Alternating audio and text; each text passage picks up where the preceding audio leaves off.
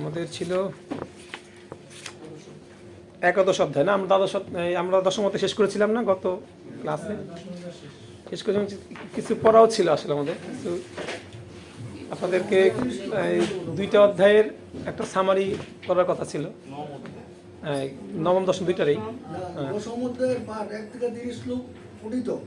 ওই তো ওইটা শেষ, ওইটা পর্যন্ত শেষ, আর নাই হয়ে গেছে। ওকে, তো এবং আর আর দুইটা শ্লোক আর তিনটা শ্লোক পড়তে বলছিলাম, সম্ভবত কত কত জানি, নবম অধ্যায় কত, 10, 11, 12। তো কেউ একটু শেয়ার করুন যারা যারা পড়ে আসছেন। আর দীর্ঘদিন যেহেতু বন্ধ ছিল সবারই বিভিন্ন পরিস্থিতির কারণে। আমাদের পুলিশ বাবুর খবর কি ভাই, কেমন আছেন? কি খবরটা কি এখন, সব পক্ষে তো নাকি? ওই দিন আমাদের এক ভক্ত পুলিশ আছে না, ওই যে কৌশিক বাবুর, মানে নাম জানি কি বাবুর নাম ভুলে গেছে, মিরপুর থাকে, খুব সর্বোচ্চ খুব ভয়ঙ্কর কথা বললো আর কি, মানে অনেক ভয়ঙ্কর কথা বললো আর কি, নাকি খুব মারাত্মক হামলা হয়েছিল, উনি নাকি মানে জীবন মৃত্যুর কাছ থেকে ফিরে আসছে এভাবে বললো প্রভু। মিরপুরে যে পুলিশ এটা আছে খুব মারাত্মক নাকি,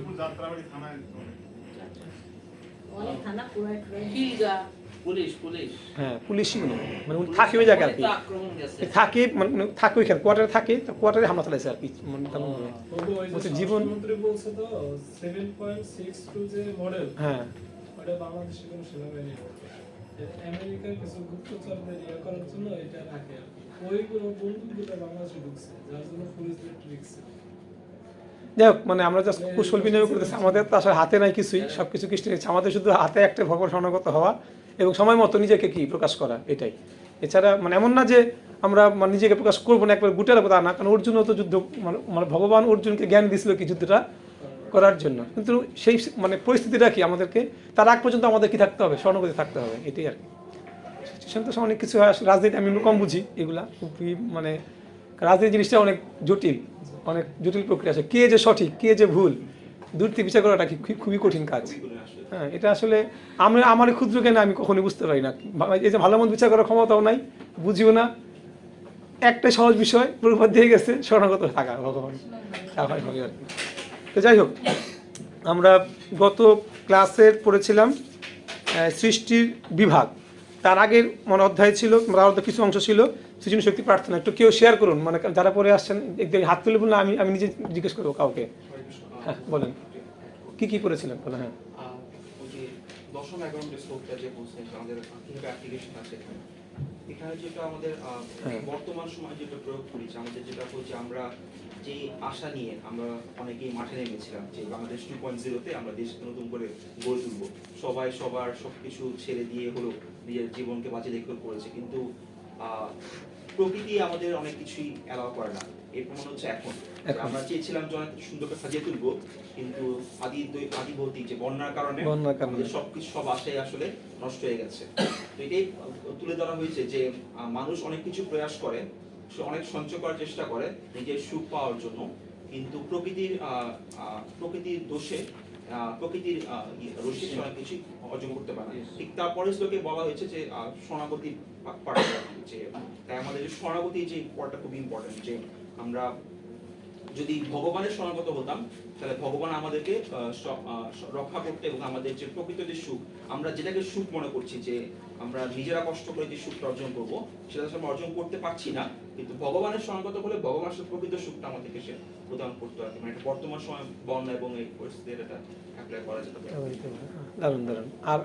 আর কিছু, মানে উনি বলতেছিল নবম অধ্যায়ের 10, 11, 12 শ্লোকের যে বিষয়বস্তুগুলো, যে কীভাবে আমরা আমাদের বাস্তবিক জীবন সাথে তাৎপর্যের সাথে অনেক চমৎকার তথ্য দিচ্ছে, মানে এবং বাস্তব জগতের সাথে মানে শুনতেছিলাম যে প্রভুপাদ এইগুলো কিন্তু লিখছে, কিন্তু কি আরও কত বছর আগে, প্রায় 50 বছর আগে কিন্তু এই সমস্ত মানে ভাগবত লিখছে, কিন্তু এখনও কি তার তাৎপর্যগুলো এক জলজান্ত কি একদম স্পষ্ট এখন প্রমাণিত হচ্ছে।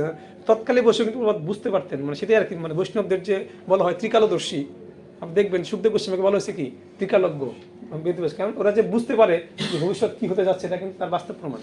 কে হাত তুলছে প্রভু? মানে 10 যে শ্লোকটা বলছে যে আমরা যে বিভিন্ন কষ্ট পাচ্ছি, যেমন বলছে আমাদের তিনবার আদি ভৌতিক, আদি দৈবিক, আদি আত্মিক, একটা কারাগার, এটা কিন্তু নরকের একটা প্রতিচ্ছবি।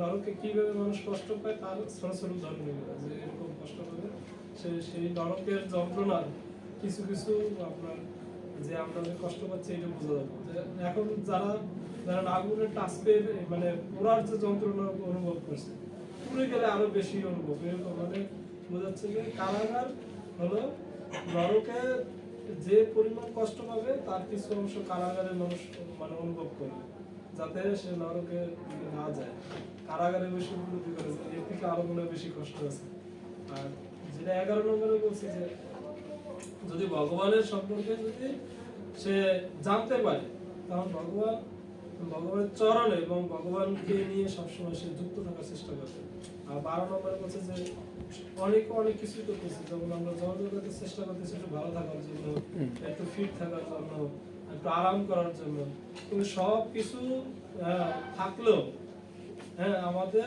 একমাত্র উদ্দেশ্য হলো যে ভগবানের চরণে থেকে হ্যাঁ ভগবানের দিক নির্দেশনা প্রদান অথবা গুরুদেবের মাধ্যমে সেই আপনার দিক নির্দেশনাগুলো গ্রহণ করাটাই হলো উত্তম তো সেটাই বলছে যে স্বরূপ সিদ্ধি সেটা প্রকাশ পাবে কিন্তু অনেক দ্রব্য দিয়ে ভগবানকে পূজার্চনা করতে পারি যদি সে ভগবানের সহানুভূতি না হয় তার মানে এই যে কার্যক্রমগুলো থাকবে সেটা অনেক সময় অলিক মাত্র যে মানুষকে দেখানোর জন্য যেমন সামনে আমাদের দুর্গা পূজা আসতেছে এই সময় খুব আয়োজন করে আমরা করবো তো কিন্তু আমরা দুর্গা মাকে এরকম হয়তো বা কি করবো না উপবাস করবো না সকালে যাবো না সন্ধ্যার পরে যাবো এই যে আমাদের মানে বর্তমান যে অনুষ্ঠানগুলো হয় ইসকন ব্যক্তি রেখে বা বৈষ্ণব ব্যক্তি রেখে ওখানে যে কোনো অনুষ্ঠানে শুধু কি থাকে আনুষ্ঠানিকতা থাকে কিন্তু আতিথিকতা কি থাকে না। এই দেখেন ভারতবর্ষ জুড়ে কিন্তু বিশাল বড় দুর্গাপূজা মানে মানে আমাদের এখানেও কিন্তু হয় কিন্তু আছে শুধু কি আনুষ্ঠানিকতা কিন্তু কোনো কি নাই আতিথিকতা কিন্তু নাই। এটা হচ্ছে কি মূল সমস্যা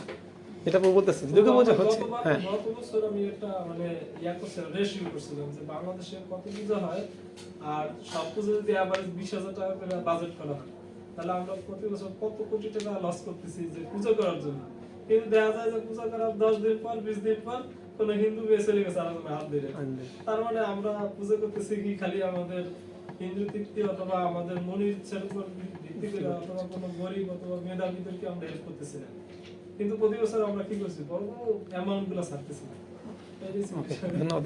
আর কেউ ঠিক আছে তাহলে আমরা এখন দেখুন ওই একটা বিষয় কিন্তু গুরুত্বপূর্ণ ছিল যে মানে নরকের সাথে তুলনা করে হচ্ছে কাকলে কারখানাকে আর মানে সবচেয়ে বড় বিষয় এই কারখানা কিন্তু আমরাই কি করতেছি আমরাই তো কেউ না কেউ কারখানা তৈরি করতেছি তৈরি করে নরকটাকে কি করছি মানে সুতরাং এটাই বোঝানো হচ্ছে যে মানে মানে বর্তমান প্রগতি আর সুখ শান্তি কিন্তু এক বিষয় নয়। আমরা যে কারণে প্রগতি চাই বর্তমান সমাজ যে কারণে প্রগতি লাভ করতে চায় ওটাই আসলে কি দুঃখ কষ্টের কি কারণ ঠিক উল্টোটা মানে যে উদ্দেশ্যে আমরা প্রগতি চাই ওটাই কি আমাকে কি করতেছে আমাকে নরক যন্ত্রণা দিচ্ছে। এটাই কিন্তু প্রবাদ বুঝাতে চেয়েছেন শাস্ত্রের মধ্যে যে আসলে শরণাগত না হলে তোমার চেতনার পরিবর্তন না হলে দেখবেন আমরা দেখবো ব্রহ্মার যে আমাদের যে মানে অধ্যায়টা ছিল সৃষ্টি বিভাগ যে আমরা পড়েছিলাম সেখানে কি ভগবান মানে আপনার ব্রহ্মা থেকে সৃষ্টি হয় অনেক কিছু সৃষ্টি কীভাবে হয় ব্রহ্মার যেরকম চেতনা থাকে সেভাবে কি হয় একটা একটা করে যেমন দিব্য ভাবনা থেকে কে আসছে নারদ মুনি আসে তো ব্রহ্মার বিভিন্ন চেতনা থেকে বিভিন্ন ধরনের কি জীব সৃষ্টি হয়। সুতরাং এই জগতে আমার চলাফেরা আমার চিন্তা ভাবনা আমার কার্য সব কিছু নির্ভর করতেছে আমার চেতনার উপর সূক্ষ্ম দেহের মানে আবরণের উপর নির্ভর করতেছে আমি কী ধরনের চেতনা সেভাবে কি কার্যক্রমগুলা ঘটতেছে। তো সুতরাং এই চেতনা আর চেতনা বিশুদ্ধকরণের জন্যই কৃষ্ণ ভবনার অমৃত প্রবাদ নিয়ে আসেন। কৃষ্ণ ভবন অমৃতের উদ্দেশ্য হচ্ছে কি বিশুদ্ধ মানে অশুদ্ধ চেতনাকে কি করা শুদ্ধ করা কারণ চেতনা শুদ্ধ না হলে কখনোই কার্যকলাপ কি হতে পারে শুদ্ধ হতে পারে না সম্ভব না এটা আর কি।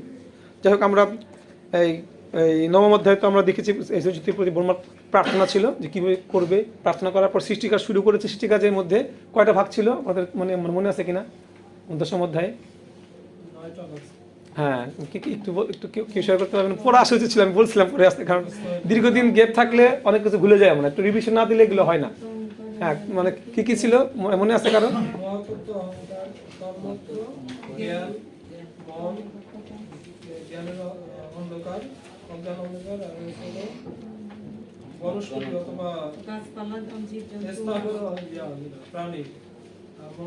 হ্যাঁ মানে এটা ছিল বিসর্গ মানে ব্রহ্মার মানে উপসৃষ্টি আর কি হ্যাঁ বলা বিসর্গ বলা হয় এবং প্রলয় ছিল কয় প্রকার সেখানে মনে আছে কারণ কি কি একটা হচ্ছে দিন মানে রাতে প্রলয় একটা হচ্ছে ব্রহ্মার জীবন শেষান্ত প্রলয়, আর একটা হচ্ছে ইন্দ্রিয় মৃত্যু আর একটা ব্যক্তিগত উপাসনা। মৃত্যুর ফলে যেটা ঘটে, ঠিক আছে।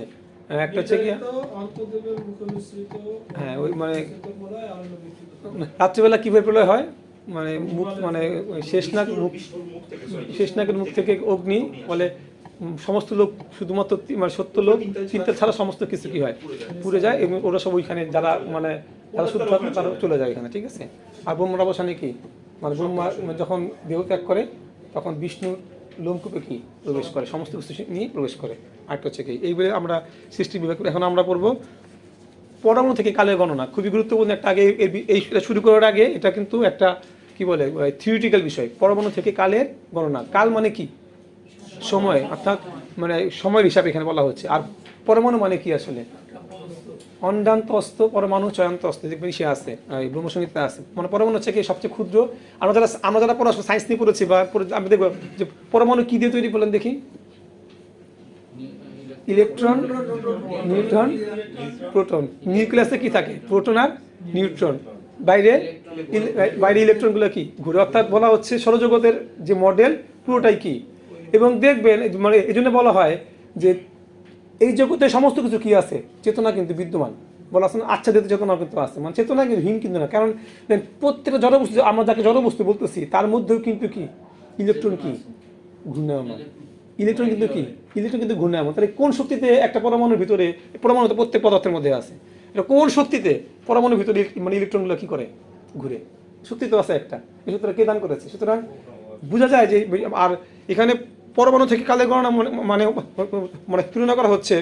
আমরা মানে আমরা যখন অবস্থান পরিবর্তন করি তখন কি হয়, সময় লাগে না? যে কোনো বস্তুর অবস্থান পরিবর্তন করতে কি লাগে, সময় প্রয়োজন। তো এই পরমাণুর অবস্থান পরিবর্তন থেকে কি হচ্ছে, সময় হিসাবটা কি আস্তে আস্তে, এটা বোঝাটা একটু কঠিন, তবে আমরা আস্তে আস্তে পড়লে বুঝতে পারবো। তো আমরা শুরু করি একটু মানে প্রথম শ্লোকটা, শ্লোক 1। মৈত্রুবাচা চরম সদ্বিশেষাণম অনেকো অসংযুত সদা পরমাণুষ বিজ্ঞেয় নৃণাম ঐক্য ভ্রময়তঃ। অনুবাদটা একজন পড়ুন। অনুবাদ: জড়জগতের যে ক্ষুদ্রতম অংশ অবিভাজ্য এবং দেহরূপে যার গঠন হয় না তাকে বলা হয় পরমাণু। তার সর্বদা অদৃশ্য অস্তিত্ব নিয়ে বিদ্যমান থাকে, এমনকি প্রলয়ের পরেও। জড়দেহ এই প্রকার পরমাণুর সমন্বয়, কিন্তু সাধারণ মানুষের সেই সম্বন্ধে ভ্রান্ত ধারণা রয়েছে। একটু এটার তাৎপর্যটা একটু পড়ুন। শ্রীমদ্ ভাগবতে যে পরমাণু বর্ণনা করা হয়েছে এবং আধুনিক বিজ্ঞানের পরমাণু সম্বন্ধে যেরকম ধারণা তা প্রায় একই, এবং তা কণাদের পরমাণুবাদ দর্শনে অধিক বর্ণিত হয়েছে। আধুনিক বিজ্ঞানেও স্বীকার করা হয় যে পরমাণু হচ্ছে সবচাইতে ক্ষুদ্র বস্তু, যাকে আর ভাগ করা যায় না, এবং এই পরমাণুর দ্বারা বিশেষ রচনা হয়েছে। শ্রীমদ্ ভাগবতে সমস্ত প্রকার জ্ঞানের বর্ণনা রয়েছে, এমনকি তাতে পরমাণুবাদও রয়েছে। পরমাণু হচ্ছে শাশ্বত কালের অতি ক্ষুদ্র সূক্ষ্ম রূপ। ওকে, আর নাই। তো দেখুন এখানে খুব গুরুত্বপূর্ণ বিষয়, যেখানে বলা হচ্ছে পরমাণু হচ্ছে কি শাশ্বত কালের অতি সূক্ষ্ম এবং সব থেকে ক্ষুদ্র রূপ হচ্ছে কি এই পরমাণু। কাল মানে যখন জড়জগতের বাইরে চিরজগতে কিন্তু কালের প্রভাবটা নেই, কাল কিন্তু আছে, কিন্তু কি তার প্রভাব নিত্য কাল, এই জন্য সেখানে কিন্তু কি মানে কোনো সেবার সাথে সময়ের কোনো সম্পর্ক নাই, সময় সেবাটা কি নিত্যকাল ধরেই চলতেছে। কিন্তু এইখানে কিন্তু কি যেহেতু এটা জড়জগৎ, এইখানে মানে শাস্তির বিষয় আছে, তাই মানে এখানে কালের প্রভাবটা কি বিদ্যমান। তাই এখানে বলা হচ্ছে কাল শুরু হচ্ছে কি দিয়ে, পরমাণুর হচ্ছে এই সে কালের সব থেকে ক্ষুদ্র রূপ হচ্ছে কি পরমাণু, আর কিছুই না। হ্যাঁ, পরবর্তীতে হ্যাঁ তবু এখানে তো ভাগবতে হাজার হাজার বছর আগে পরমাণু লেখা আছে। হ্যাঁ হ্যাঁ তাও কেন ইংরেজিটা বলতে পারে যে এটা হচ্ছে পরমাণু কনসেপ্ট ওনারা নিয়ে আসছে, মানে এটা তো অলরেডি আছে। না, ইংরেজরা তো অনেক কিছু চুরি করে করেছে, এটা তো বৈদিক বর্তমান ইন্ডিয়ান সোসাইটিতে বলতেছে এরা কি অনেক কিছু চুরি করে, যেমন এই মানে বহু কিছু আছে ইংরেজরা কি এখান থেকে মানে যেহেতু ওরা দেশ শাসন করেছে আমাদেরকে, আপনারা জানেন যে ইংলিশ আমরা বহুদিন কি ইংলিশ এখানে শাসন করেছে, তো তারা তো মানে ছিল কুটিল প্রকৃতির লোক, যেহেতু তাদের শাস্ত্রকে তাদের ভগবান স্বর্ণগত নাই, তারা যত শিক্ষা দিয়ে উন্নত হোক না, দুর্জন বিদ্যান হলেও কি তারা ছিল বিদ্যান, তারা মানে পড়াশোনা করেছে, তারা জ্ঞান অর্জন করেছে, কিন্তু তারা তো মানে মাত্র শূন্য হতে পারে নাই। তারা আমাদের জ্ঞান চুরি করে আমাদেরকে নতুনভাবে কি করেছে, দান করেছে। বাস্তব সত্য এটা। আর আপনারা রিপোর্ট দেখবেন যে অ্যাকচুয়ালি মানে যদিও আমরা বলি আমাদের দেশের অবস্থা কি, মানুষরা ভালো না, প্রকৃতপক্ষে বিদেশি লোকেরা যারা খারাপ, তারা চরম খারাপ হয়। আপনারা দেখবেন এই যে সারা বিশ্বে যে মানে ফুড ইন্ডাস্ট্রির দুর্নীতি, চিকিৎসার দুর্নীতি, এ শুধু কিন্তু বাংলাদেশ ভালো, এই পাশ্চাত্য না কিন্তু, এই মানে এই মানে মানে আমাদের মানে এশিয়াতে না, কিন্তু সব শুরু হয়েছে কই থেকে, পাশ্চাত্য দেশ থেকে শুরু হয়েছে। এই যে মানে 20 রূপ যে চিনি আমরা খাই, এই চিনির প্রথম সূচক কই থেকে, তার রিপোর্ট সূচক কই থেকে, ওই মানে তাদের বিজনেসের জন্য। সুতরাং যত বড় বড় দেখবেন দুর্নীতি, এগুলো কিন্তু পশ্চিমাদের বুদ্ধি থেকে কি, কিন্তু তারা বুদ্ধিমান, তারা বড় বড় দুর্নীতিগুলো তো তারা করতে পারে, কারণ ধর্ম যেহেতু নাই তাদের মধ্যে, তার প্রকৃত জ্ঞান তাদের নাই, তারা এগুলো করবে, এটা স্বাভাবিক। এই জন্য দেখবে অনেক জ্ঞান, অনেক কিছু আমাদের ফিলোসফি তারা কি করেছে, চুরি করে আমাদের উপর চাপিয়ে দিয়েছে পরবর্তীতে। এই যে আমাদের হিন্দু আর মুসলমানদের মধ্যে যে গন্ডগোল, এটাও তো ওদের সৃষ্টি করে গেছে। যদিও আমি রাজনীতি ভালো বুঝি না, ওই সময় আমার ধারণা নাই। এই যে মানে ভারত পাকিস্তান ভাগ হয়, মানে রেড ক্লিফ লাইন, এই রেড ক্লিফ লাইন যেটা আমরা বলি, যে ওর নাম ছিল কি লর্ড রেড ক্লিফ, ও কাজটা করেছে। ও নাকি এই বিষয়টা কোনো জ্ঞানই ছিল না, শুনলাম দেখলাম যে জীবন করে ও এই বিষয়ে কোনো রকম জ্ঞানই ছিল না। ও মানে জাস্ট নিজের নিজেকে নিজের অহংকারকে রক্ষা করার জন্য ওর মতো করে কি কোনো বিচার না করে, যে কি করলে ভালো বিচার না করে কি ও দায়িত্বপ্রাপ্ত ছিল। ওরে দায়িত্ব যদি মাস্টার যত শূন্য হয়, তোর উচিত ছিল কি, ও পারে না, যারা পারবে তাদের ভোট করে কাজটা করা। কিন্তু সব ছিল কি, পারবে কারা, কোনো বিদেশি লোক এসে পারবে এটাকে করতে, যারা এই দেশে থাকে তারা না আমাদের ভূগোলিকটা বুঝবে, তারা কিন্তু সে বসে নাই। এটাই বলতেছে যে তারা তো ছিল মাৎসর্য পরায়ণ, তারা নিজের মানে সাদা চামড়া ছিল, তারা মানে ডোমিনেট করতে ভালোবাসতো, ডোমিনেট করতে চাইতো সবসময়, তাই নিজেকে কখনো কি ওই স্তরে নামায়নি। তারা পারুক বা না পারুক, ক্ষতি হোক বা ধ্বংস হোক, তাদের বিষয়ে কোনো মাথা ব্যথা ছিল না, তারা জাস্ট কাজটা করে দিতে পারলে বাস্তব। এই জন্য এত মানে বর্ডার নিয়ে এত ঝামেলা। হ্যাঁ, পরবর্তী শ্লোক পড়ে যান, স্কেল করে। শ্লোক 2।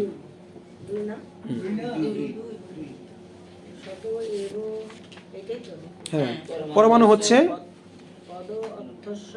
না, শ্লোক পড়তে হবে না, অনুবাদ করেন।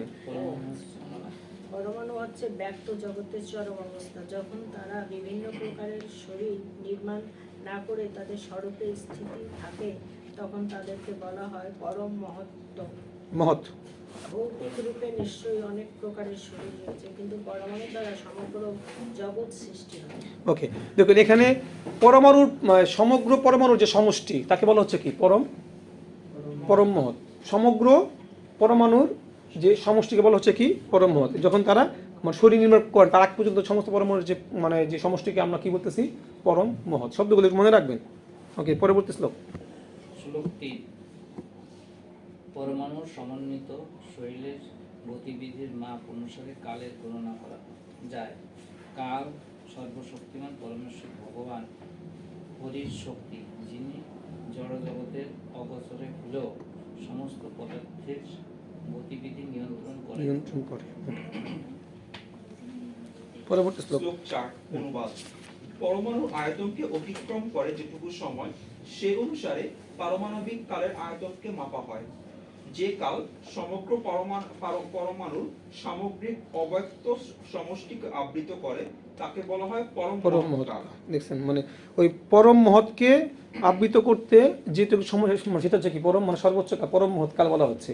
আর ক্ষুদ্র মানে আর একটা পরমাণু অতিক্রম করতে যে সময়, তাকে বলছে পারমাণবিক কাল আয়তন মাপা হয়। অর্থাৎ মানে কাল মাপা হয় কি দিয়ে, পরমাণুকে অতিক্রম করার সময়টা দিয়ে।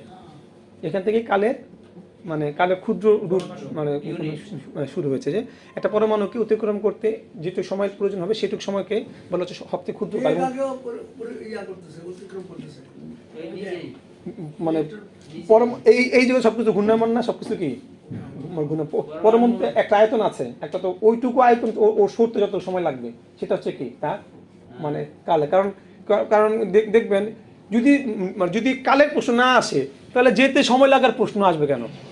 কোনো জায়গায় অবস্থান পরিবর্তন সময়ের প্রশ্ন কেন আসবে? যদি কালের উৎপত্তি না থাকে, কালের যদি হিসাব না থাকে, তাহলে আমি এই জায়গা থেকে যে যাবো এখানে সময় হিসাবের তো কোনো প্রয়োজনই নাই, আমার যেতে পারলেই হইলো। কিন্তু ক্ষমতা কার বেশি, যে আগে যাবে যে পরে যাবে, তাই না? ক্ষমতা আসবে কোথা থেকে? যার মানে এই জগতে ক্ষমতা আসলে কি, আগে সময় হিসাবে কিন্তু ক্ষমতা হয়। যদি আমরা ক্ষমতা সংজ্ঞায় দেখি যে কাজ করার যে সময়, যে কতটুকু কম সময় কত কাজ করতে পারলো। সুতরাং কাল শুরু হয়েছে কিন্তু আপনার ওই মানে পরমাণুর অতিক্রম করার সময় হিসাব করে কি কালটা এখানে শুরু হয়েছে। যদিও বিষয়গুলো একটু মানে মানে সূক্ষ্ম বিষয়, একটু ধৈর্য ধরে করতে হবে আর কি। হ্যাঁ, পরবর্তী আমরা যেটা শুনেছি যে অ্যাটম আর অ্যাটম অনেকগুলো অ্যাটম যোগ করে মলিকিউল হয়। মলিকিউল, হ্যাঁ। এখানে কি যে বলছে যে অনেকগুলো পরমাণু আছে পরম মহৎ, মলিকিউল কি পরম মহৎ বলছে না, সমগ্র সমষ্টি কি মানে কিছু পুরোপুরি একদম সায়েন্সের সাথে মিলবে না, আর ওটা তো একটু সায়েন্স তো একটা আলাদা, ওটাও তো মানে ওরা রিসার্চ করে, কিন্তু মানে ভাগবতের সাথে এটা মানে ভাগবতে আছে বা ত্রষ্টনু আছে, আর নামগুলো কি আলাদা একটু কিন্তু কাছাকাছি বিষয়টা। এখান থেকেই থিমগুলো নেওয়া আর কি। ওরা যেমন কনাদ ছিল হচ্ছে গিয়া পরমাণুবাদের জনক, কনাদ একজন ঋষি, উনি কিন্তু এগুলো কি করেছেন সব কিছুই। আপনি দেখবেন অনেক ঋষিরা যারা আমাদের বিভিন্ন মানে মানে তত্ত্বের জনক, তাদের কাছ থেকে কিন্তু এইসব তত্ত্বগুলো কি আসা। বেদ পড়লে আমরা বেদে বুঝতে পারবো। একটু এটা তাৎপর্য খুব গুরুত্বপূর্ণ। এটা শ্লোক 4 তাৎপর্য। কাল এবং দেশ দুটি পরস্পর সম্পর্কিত শব্দ। কালকে মাপা হয় কোন নির্দিষ্ট স্থানের পরমাণুদের আবৃত করার ক্রিয়ার মাধ্যমে। প্রামাণিক কাল মাপা হয় সূর্যের গতি অনুসারে। একটি পরমাণুকে অতিক্রম করতে সূর্যের যেটুকু সময় লাগে তা হচ্ছে পারমাণবিক কাল। সমগ্র অস্তিত্বের অদ্বয় প্রকাশকে আবৃত করে যে কাল তা হচ্ছে পরম মহৎ কাল। সবকটি গ্রহ আবর্তিত হচ্ছে এবং স্থানকে অতিক্রম করছে, সেই স্থানে গণনা হয় পরমাণুর মাধ্যমে। প্রতিটি গ্রহের আবর্তনের জন্য নির্দিষ্ট কক্ষ রয়েছে, যার মধ্যে সেই গ্রহটি অবিচলিতভাবে ভ্রমণ করে, এবং তেমনি সূর্যের নিজস্ব কক্ষপথ রয়েছে। সৃষ্টি, স্থিতি এবং প্রলয়ের কালের সম্পূর্ণ পরিমাণ, যা সৃষ্টি অন্ত পর্যন্ত সমস্ত গ্রহমণ্ডলীর আবর্তনের আয়তন অনুসারে মাপা হয়, তাকে বলা হয় পরম মহৎ কাল। তো এই তাৎপর্যের মধ্যে সবটা সংজ্ঞা দেওয়া আছে স্পষ্টভাবে, কোনটাকে পরম মহৎ কাল বলে, কোনটাকে মানে ক্ষুদ্র কাল বলতেছে, কোনটাকে পারমাণবিক কাল বলতেছে, এগুলো দেওয়া আছে। সুন্দর করে তাৎপর্যটা পড়বেন, এখানে সব কিছু পাবেন। হ্যাঁ, হরে কৃষ্ণ। পরবর্তী শ্লোক। স্থূলকালের গণনা নিম্নলিখিতভাবে করা হয়। দুইটি পরমাণুতে একটি অণু এবং তিনটি অণুতে একটি ত্রসরেণু। রেণু ত্রসরেণু। গবাক্ষের মধ্য দিয়ে গৃহে প্রবিষ্ট সূর্যরশ্মির মধ্যে এই ত্রসরেণু দেখা যায়। স্পষ্টভাবে দেখা যায় যে ত্রসরেণু ঊর্ধ্বগামী হয়ে আকাশের দিকে যাচ্ছে।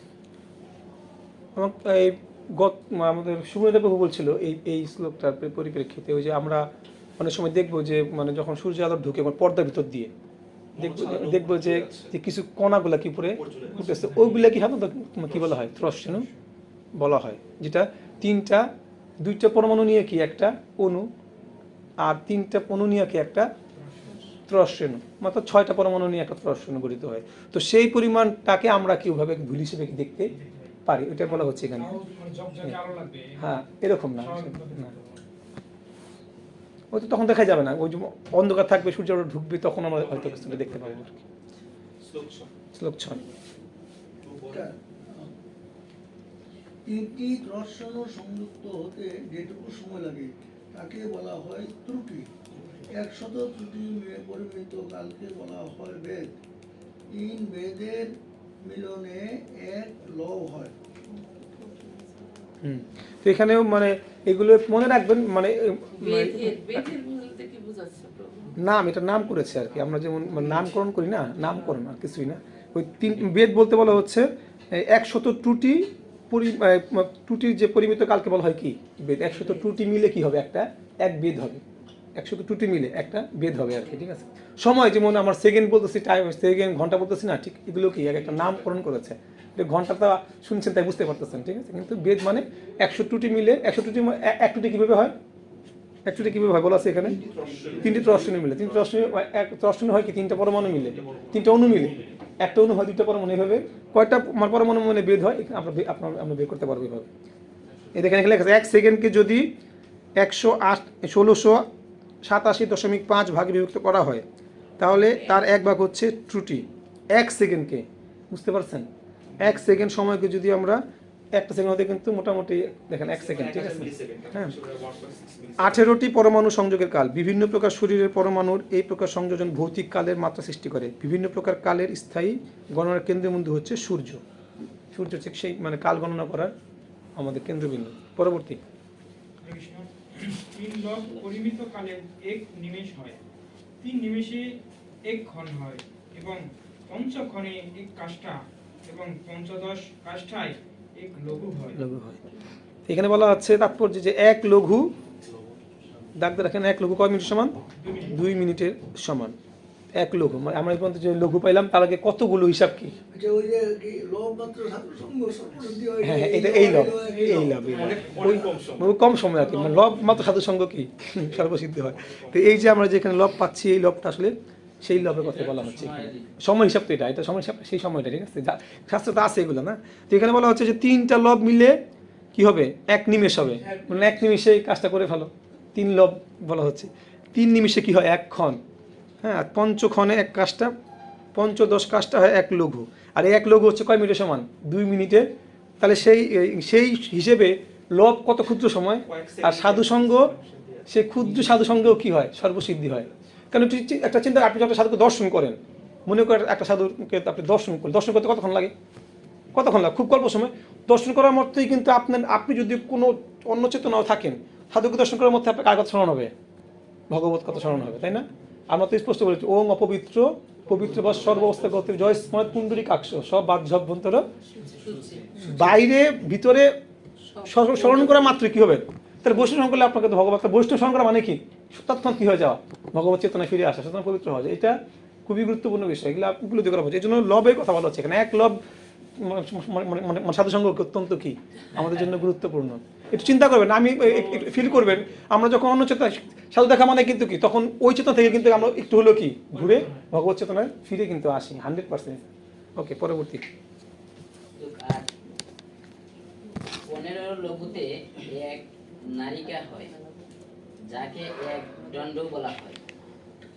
2 দণ্ডে 1 মুহূর্ত হয় এবং 6 অথবা 7 দণ্ডে মানুষের গণনা অনুসারে 3 অথবা রাত্রির 1/4 বা 1 হয়। আমরা দণ্ড কথা শুনছি না, যে এই মানে 1 দণ্ড 2 দণ্ড, কিন্তু আমরা কিন্তু আগেকার দিনের যারা আগেকার দিনের বাংলা সিনেমা দেখতেন, সেখানে কিন্তু দণ্ডের ব্যবহার কিন্তু প্রচুর হয়েছে। 1 দণ্ড বসে যাও, হ্যাঁ, 1 দণ্ড থাকো, ঠিক আছে? সাধুরা কোথাও মানে এরকমভাবে কিন্তু আমরা ইউজ করতে। এই দণ্ড বলা হচ্ছে 15 লঘুতে কি হয়? 1 দণ্ড হয়। আরও সামনে পাবেন তাৎপর্য, আরও ক্লিয়ার করে দেওয়া হবে, সমস্যা নেই। হ্যাঁ, পরবর্তী শ্লোক 9 নম্বর শ্লোক পড়ুন একটু আপনারা। 4 মাসা 4 মাসা পরিমিত স্বর্ণের দ্বারা নির্মিত 4 অঙ্গুলি পরিমাণ শলাকার দ্বারা 6 পর 14 আউন্স পরিমিত তাম্রপাত্রে একটি ছিদ্র করে সেই পাত্রটি যদি জলে রাখা হয়, তাহলে সেই পাত্রটি জলে পূর্ণ হতে যতক্ষণ সময় লাগে সেই সময়কে বলা হয় নাড়ি অথবা দণ্ড। দেখছেন কত নিখুঁত হিসাব, ভাগবত শাস্ত্র আমাদের কত নিখুঁত হিসাব দিচ্ছে।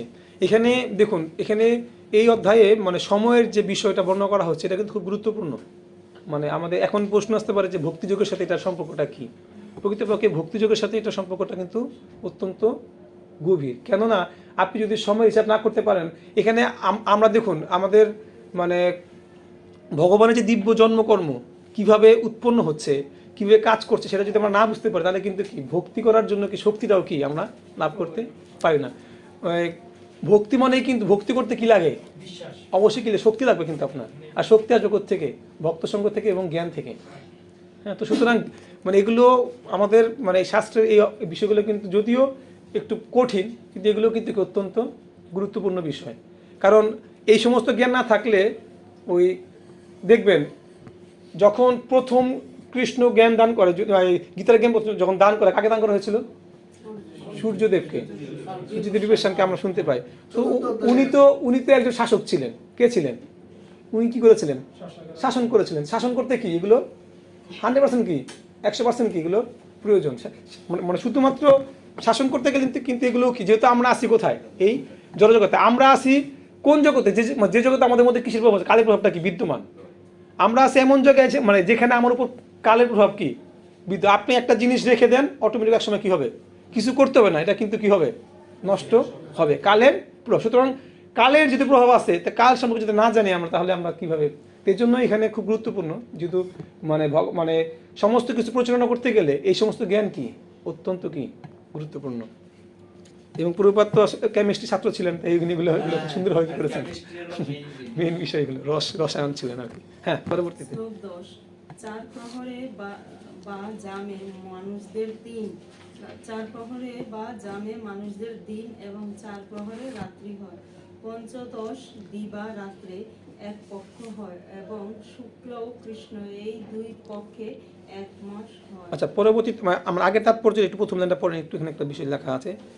এখানে নির্দেশ দেওয়া হয়েছে যে তাম্র পাত্রটি ছিদ্র করতে হবে 4 মাসা পরিমাণ স্বর্ণ নির্মিত 4 আঙ্গুল পরিমাণ শলাকা দিয়ে।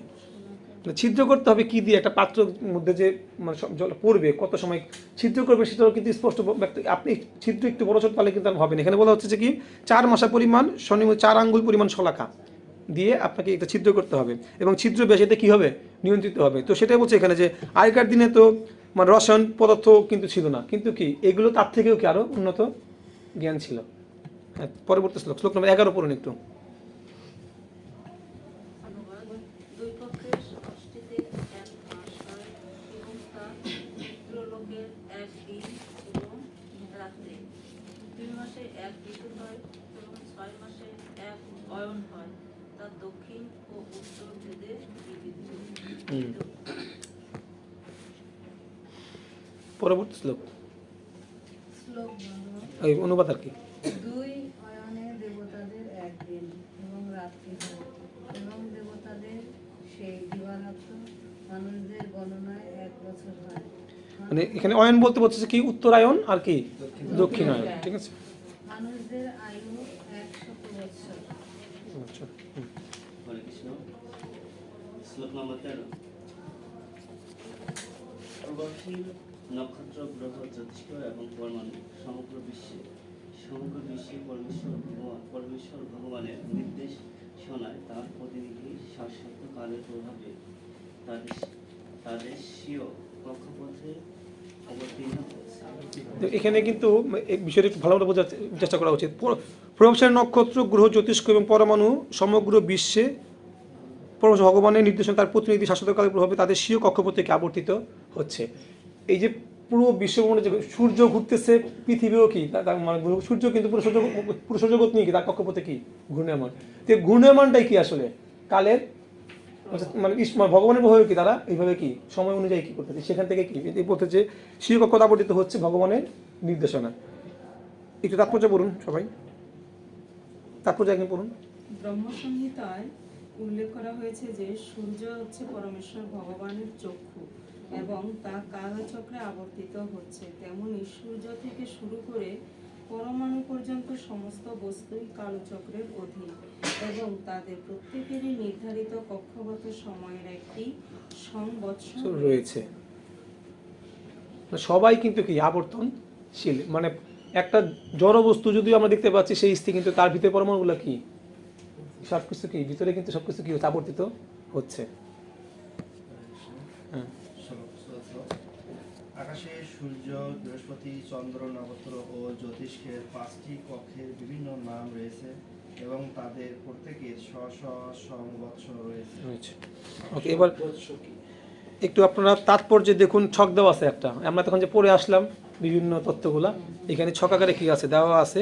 এটা অবশ্যই কি যারা মানে আগ্রহী তারা একটু ভালো করে মুখস্থ করে রাখবেন। অত্যন্ত জরুরি কিছু না যে এটা মুখস্থ করতে হবে, তবে জেনে রাখলে ভালো আর কি।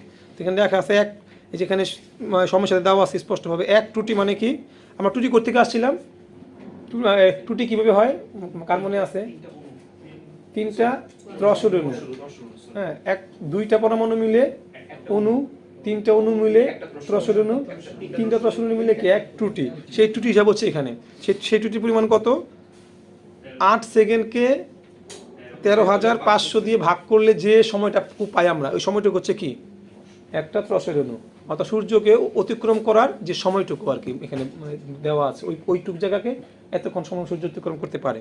এভাবে এক বেদ, এক লব, এক নিমেষ, এভাবে কি প্রত্যেকটায় দেওয়া আছে, যেটা আমরা তাহলে আমরা যে এক লব বলি সেটা কি, এক লব লব সাধুসঙ্গ, এক লবটা কি 8 সেকেন্ডকে যদি আমরা 45 দিয়ে ভাগ করি, তার মানে কি অর্ধ সেকেন্ডেরও কম সময়। মানে মানে হিসাব করলে চারাটা মানে 1 সেকেন্ডের 5 ভাগের 1 ভাগের মতো হবে, মানে 1 ভাগের কাছাকাছি হবে আর কি 1 সেকেন্ডের কি। এই যে 8 লাগলো, এই 8টা পাইলো কোন? এটা মানে হিসাব করেছে, পূর্ববর্তী হিসাব করে বের করেছে, ফ্র্যাকশন নাম্বার দেখেছে, মানে এত সম্ভব। মানে বলা হচ্ছে যে আমরা যদি 1 লব হিসাব করি, 1 লবের পরিমাণ কতটুকু, 1 সেকেন্ড তো একটা একশো বুঝতে পারি, 1 সেকেন্ডের প্রায় 5 ভাগের কি 1 ভাগের কাছাকাছি হচ্ছে কি 1 লবের মানে যে দর্শনটা আমরা হয়, ঠিক আছে, সেটাই। এইভাবে 8 সেকেন্ডে মানে এই 1 ক্ষণ এইভাবে দেওয়া আছে, আপনারা পড়বেন। 8 সেকেন্ডকে 1 সেকেন্ড একটু বেশি সময় কি 1 ক্ষণ, 1 ক্ষণ বলতে 1 সেকেন্ডের কি একটু বেশি সময়। আর এক কাজটা হচ্ছে 8 সেকেন্ড, 1 লঘু 2 মিনিট, এটা মনে রাখবেন। 1 লঘুটা কি 2 মিনিট, এটা মনে রাখা সহজ। 1 দণ্ড হচ্ছে 30 মিনিট, এই যে আমরা 1 দণ্ড বলি, এটা কি 30 মিনিট সময়কে 1 দণ্ড বলা হচ্ছে এখানে। 1 প্রতিদিন জানি আমরা, বাকিটা জানি, মানে 1 প্রহর মানে কি 3 ঘন্টা।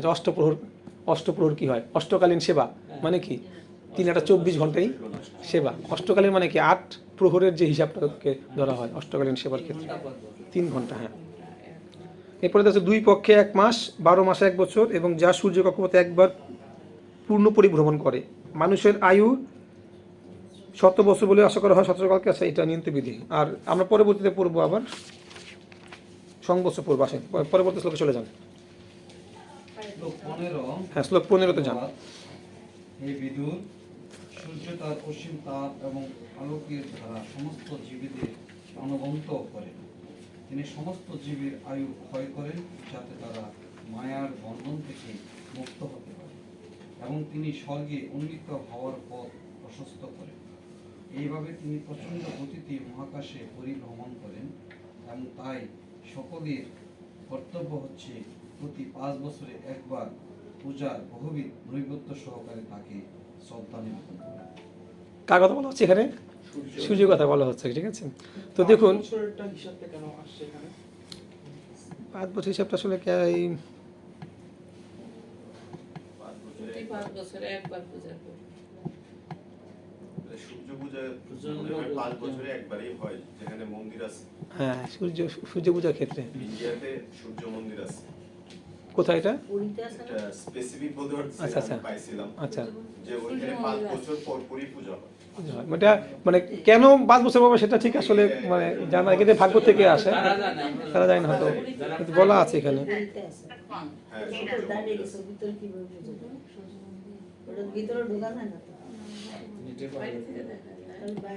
নিশ্চিত 5 বছর পর কোনো একটা হিসাব এখানে আছে, যেটা এখানে আমরা পাইনি পর্যন্ত, ঠিক আছে।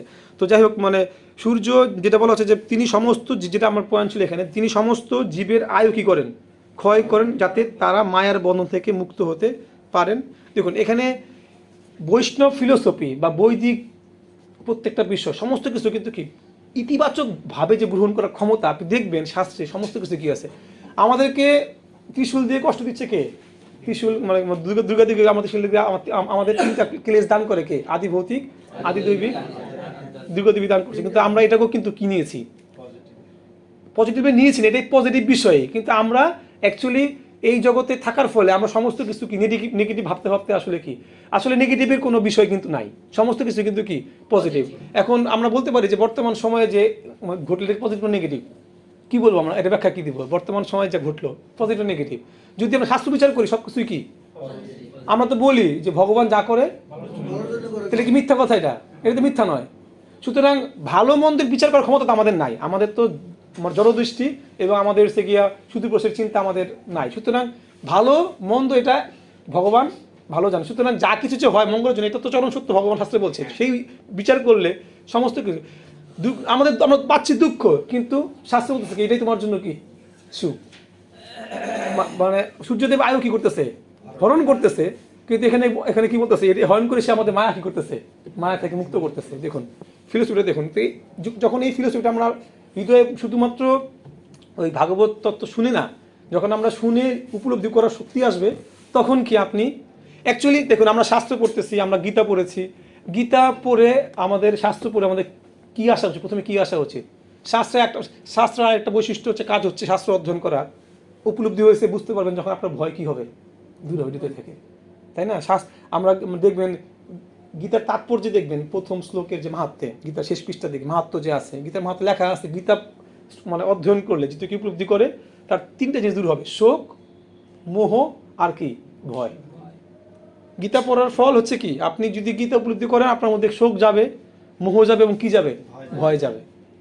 সুতরাং যদি আমাদের এগুলো না যায়, তার মানে কি আমরা এখনো ভালো মতো উপলব্ধি করতে পারি না। আমাদের উপলব্ধি কোথাও না কোথাও কি আছে, হয়তো পড়ছি, হয়তো শ্লোক দুটো বলতে পারতেছি, হয়তো মুখস্থ আছে আমার, কিন্তু কি উপলব্ধিটা কি হৃদয়ে এখনো আসে নাই।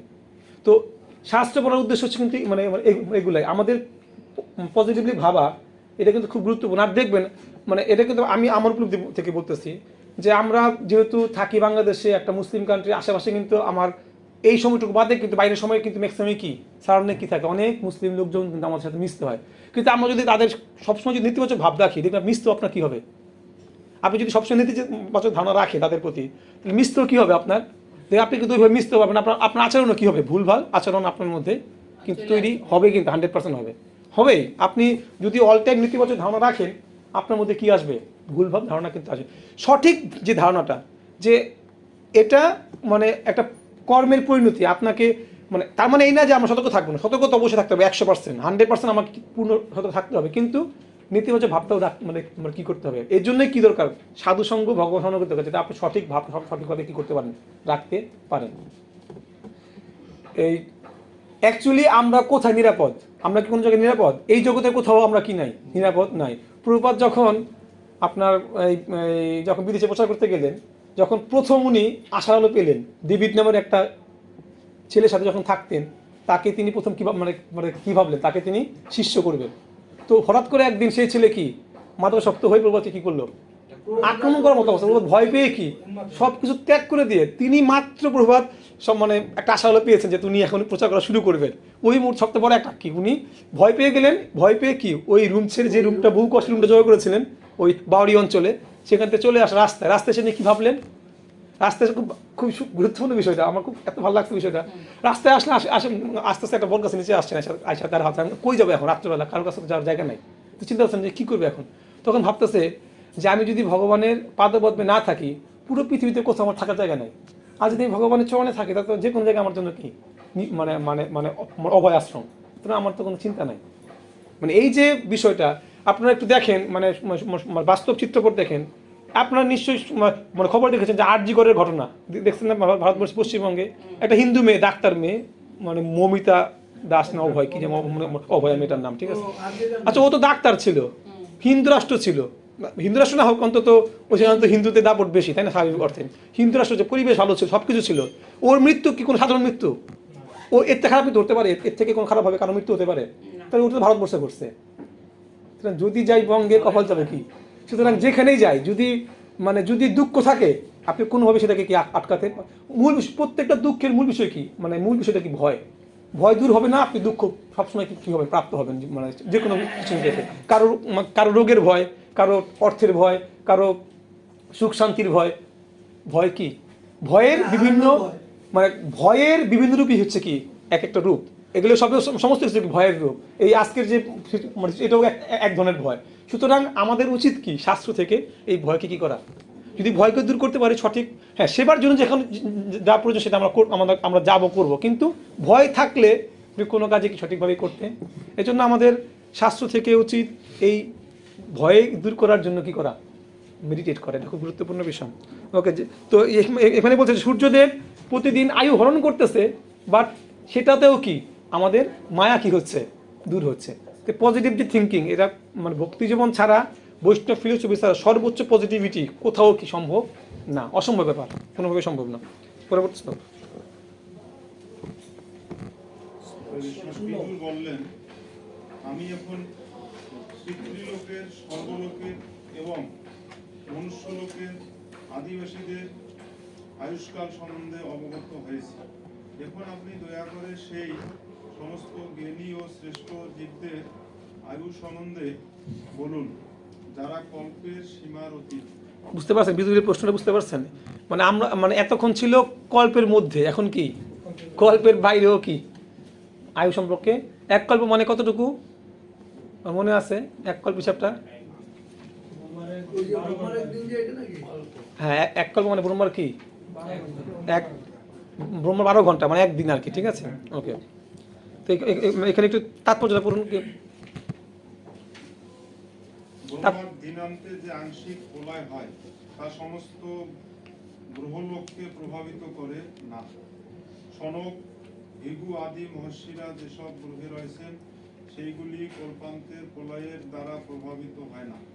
সমস্ত গ্রহগুলি বিভিন্ন ধরনের এবং তাদের প্রতিটি বিভিন্ন কালচক্রের দ্বারা নিয়ন্ত্রিত হয়। পৃথিবী যে কাল তা অন্যান্য উচ্চতর লোকে প্রযোজ্য নয়, তাই বিদুর এখানে অন্যান্য গ্রহের আয়ুষ্কাল সম্বন্ধে জিজ্ঞাসা করছেন। ওকে, পরবর্তী শ্লোক। শ্লোক 17 যে চিন্ময় শক্তি সম্পন্ন আপনি অবশ্য ভগবানের নিয়ন্ত্রণকারী রূপ শাশ্বত কালের গতিবিধি সম্বন্ধে অবগত। আপনি যেহেতু আত্মতত্ত্ববেত্তা, তাই আপনি আপনার দীর্ঘ দৃষ্টির প্রভাবে সবকিছু দর্শন করতে পারেন।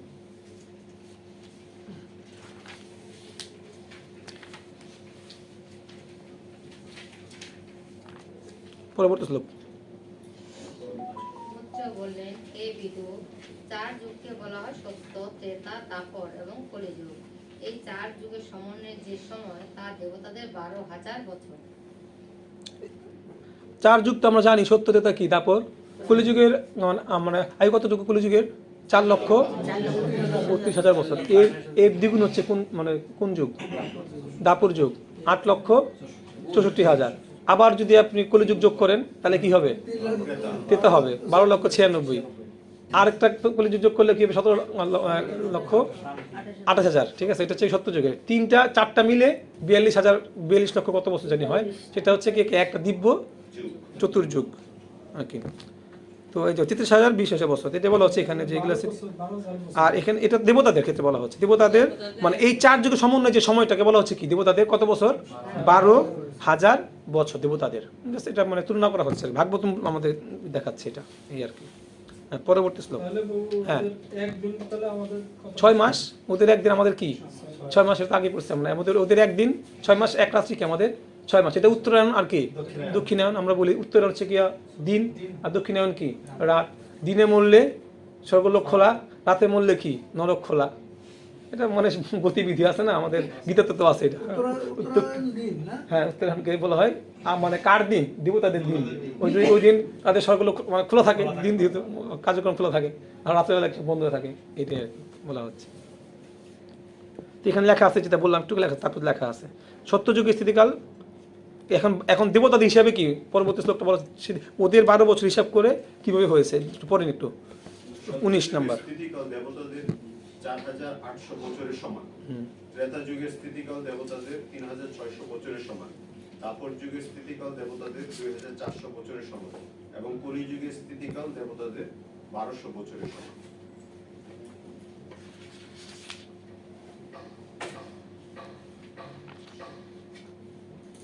পরবর্তী শ্লোক।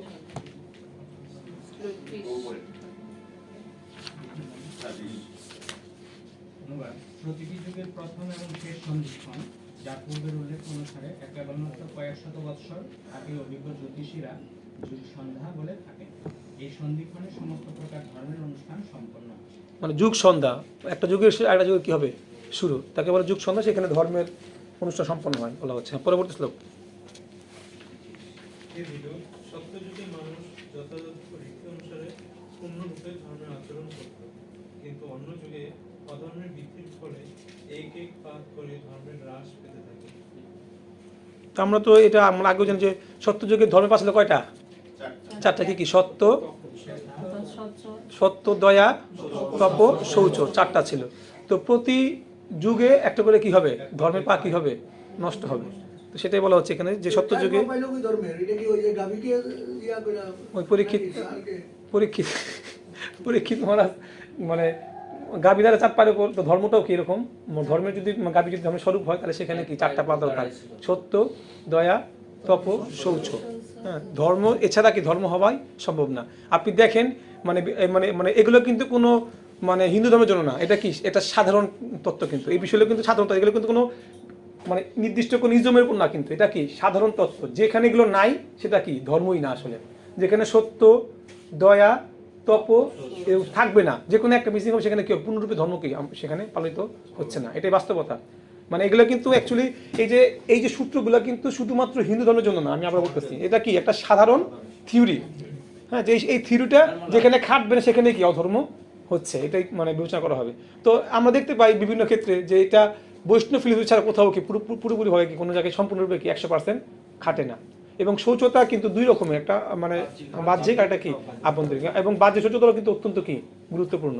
তো প্রত্যেকটা কিন্তু একটা সাথে রিলেটেড বিষয়, তো এগুলো অনেক গভীর ব্যাখ্যা আছে। ওকে, পরবর্তী শ্লোক।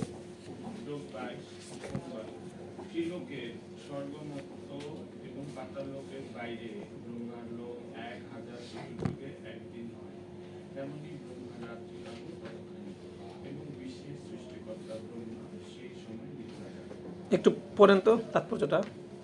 ব্রহ্মা যখন তার নিশাকালে নিদ্রা যান, তখন ব্রহ্ম লোকের অধবর্তী ত্রিলোক প্রলয় বাড়িতে নিমজ্জিত হয়। ব্রহ্মা তার নিদ্রিত অবস্থায় গর্ভধামশায়ী বিষ্ণুর স্বপ্ন দেখেন এবং প্রলয়ে বিনষ্ট লোকসমূহের পুনর্বিন্যাসের জন্য বিষ্ণুর নির্দেশ গ্রহণ করেন। হরি বল, হরে কৃষ্ণ। দেখুন এখানে যেটা বলা উদ্দেশ্য ছিল যে ব্রহ্মা তার নিদ্রিত অবস্থায় গর্ভদোষায়ী বিষ্ণুর স্বপ্ন দেখেন এবং প্রলয়ে বিনষ্ট লোকসমূহের পুনর্বিন্যাসের জন্য বিষ্ণু নির্দেশ গ্রহণ করেন। খুবই গুরুত্বপূর্ণ কিন্তু এই পয়েন্টটা আমাদের জন্য, খুবই গুরুত্বপূর্ণ। এখানে মানে নিদ্রার সাথে যে সেবার সম্পর্ক এখানে কি হয় পরিলক্ষিত হয়, যে নিদ্রা যে সেবার বাইরের কিছু না, নিদ্রা যে সেবার অংশ। প্রকৃতপক্ষে আমরা তো আসলে নিদ্রা যাইতে পারি না ঠিকমতো, নিদ্রা যাওয়ার সঠিক পদ্ধতি তো আমরা আসলে ওইভাবে অ্যাপ্লাই করতে পারি না বলে আমাদের এই বিষয়গুলো ধারণা নাই। কিন্তু নিদ্রা হচ্ছে কি সেবার একটা কি অনেক বড় একটা অংশ, যেখানে মানে ব্রহ্মাজি রাত্রিতে নিদ্রা কেন যান? উনি কিন্তু এমনিতে নিদ্রা যান না, নিদ্রার উদ্দেশ্য হচ্ছে কি যে উনি সেই সময় ভগবান বিষ্ণু কি দেখেন, স্বপ্ন দর্শন করেন এবং প্রলয়কালে লোক পুনর্বিন্যাসের জন্য বিষ্ণু নির্দেশ কি করেন, কিভাবে সেটা তার নির্দেশ শোনা তিনি মানে এটাকে বলা হচ্ছে কি যোগ নিদ্রা, যেটা আমরা বলি। এবং এটা কিন্তু মানে তারা করেছেন, শুদ্ধ ভক্তরাও তাদের নিদ্রাটাও কিন্তু কি আসলে যোগ নিদ্রা সমতুল্য। কোনো শুদ্ধ ভক্তির নিদ্রাও কি যোগ নিদ্রার কি। দেখুন শুদ্ধ ভক্তরা প্রভুপাদ 4 বার কি পেয়েছেন, স্বপ্নাদিষ্ট হয়েছিলেন। সন্ন্যাস দীক্ষা 4 বার স্বপ্নে আদিষ্ট হয়েছিলেন, তার গুরুদেব তাকে 4 বার আদেশ করেছেন যে তুমি কি না এবার কি সন্ন্যাস দীক্ষা গ্রহণ করো, তারপর তিনি কি করেছেন। সুতরাং ভক্তদের শুদ্ধ ভক্তদের নিদ্রাটাও কিন্তু কি ভগবত চেতনাময়। একটা হচ্ছে গিয়া শুদ্ধ ভক্ত, একটা হচ্ছে গিয়ে তাদের শারীরিক ক্লান্তি কি দূর করে শরীরকে সেবার জন্য কি করা, প্রস্তুত করা এবং ভগবানের লীলাসমূহ কি করা, স্মরণ করা এবং তার থেকে কি নির্দেশ প্রাপ্ত হওয়া। আমরা দেখতে পাই অর্জুন যখন দ্বারকায় আসছিলেন কৃষ্ণের সাথে সাক্ষাৎ করতে, তো অর্জুন সংক্ষেপে বলতেছে, অর্জুন শুয়েছিলেন, নিদ্রায় ছিলেন। তো ভগবান তো অর্জুনকে অনেক পছন্দ করতেন। তো রুক্মিণী তুমি অর্জুনকে এত কেন পছন্দ, তখন এত কেন ভালোবাসো, অর্জুন কি এমন ভক্ত যে এত ভালোবাসে? তখন নারদ মুনিকে বলছিলেন, নারদ তুমি গিয়ে দেখো তার সাথে অর্জুনকে ডেকে নিয়ে আসো খাবারের জন্য, খাবার টেবিলে কথা হচ্ছে, অর্জুন শুয়েছিল। তো যখন গেলেন তখন দেখলেন যে অর্জুন ঘুমিয়ে আছে, কিন্তু তার প্রত্যেক লোমকূপ থেকে কৃষ্ণ কৃষ্ণ শব্দ কি হচ্ছে, বের হচ্ছে। তার মানে ভক্তরা ঘুমিয়ে মধ্যেও কি করে, ভগবত চিন্তায় মগ্ন থাকে। ফলে তাদের সেই নিদ্রাটা কিন্তু কি হয়, মানে শুধু সাধারণ নিদ্রা হয় না, সেই নিদ্রাটা কি পূর্ণরূপে কি হয়, সেবায় পর্যবেসিত হয়। এবং এই জন্যই বলেছেন যে কি শয়নে কি ভোজনে কিবা জাগরণে অহর নিশি চিন্ত কৃষ্ণ বলহ বদনে। শয়ন কথাটা চেতনা স্বয়ং বলেছেন, শয়নও কি করতে হবে, কৃষ্ণকে স্মরণ করতে হবে। তো সেই প্র্যাকটিসটাই ভগবত ভক্তি করার একটা চেষ্টা, নিরন্তর ভগবত ভক্তি করলে শয়নও কি হবে ভগবত। আমাদের অনেক মানে বাচ্চা যারা বৈকুণ্ঠ শিশু যারা, আমি যখন ধামে ছিলাম তখন একটা বাচ্চা ছিল, ওর নাম ছিল বলরাম। মানে অদ্ভুত বিষয় ছিল, মানে মানে অনেক মানে বাচ্চাটাকে আমরা নিজের খুবই সে প্রতিদিন ছোটো, তখন ওর বয়স ছিল 3, যখন আমি ছিলাম তখন ওর বয়স 3 ছিল, 3-4 বয়স ছিল। ওই প্রতিদিন মঙ্গলবারতে উঠতো একদম টাইম মতো, ওকে ডাকতে হতো, কিন্তু ঘুম চলে যেত। এবং দেখতে মানে অনেকবার অনেকদিন সেরকম যে ঘুমের মধ্যেই কি হাত দিয়ে ভগবানকে ঘুমের মধ্যে যে আমরা যেমন নাকে ফুল মানে মানে ভগবানের মানে ফুল দিই না, ও কি বলতেছে মানে ভগবানের ফুল ফুল এইভাবে ঘুমের মধ্যে সে কি করতেছে, এগুলো এই সমস্ত আচরণগুলো করতেছে। তার মানে বোঝা যাচ্ছে যে তারা ঘুমের মধ্যে কি করতেছে, ভগবানকে স্মরণ করতেছে। তো এবং মায়ের গর্ভে তো আমরা কি থাকি, ঘুমন্ত অবস্থায় থাকি না, সেখানেও তো আমরা ভগবতকে দর্শন।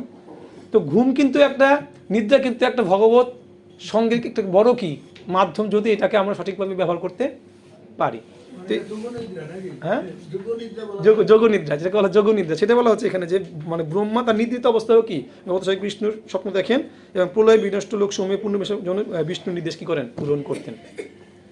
প্রভুপাদ যখন গ্রন্থ লিখতেন, উনি তো মাত্র আমরা শুনেছি শাস্ত্র থেকে যে উনি 2 ঘন্টা কি, তো সে 2 ঘন্টা ঘুমিয়ে কি করতেন, নিশ্চয় উনি 2 ঘন্টা ঘুমিয়ে ভগবত চিন্তায় কি সবসময় কিভাবে আরো প্রচার কি বাড়ানো যায়, কিভাবে আরো অধিক মানুষকে কৃষ্ণ ভক্তে, ওই চিন্তা করতে করতে কি যখন চিন্তা করতে করতে ভগবান তাকে কি করবে, সেই বুদ্ধি কি করবে, দান করবে, যেটা মানে ব্রহ্মাকে করেছে। তার পরবর্তীতে সৃষ্টির জন্য কি কি তোমার কি করতে হবে না করতে হবে, এই আর।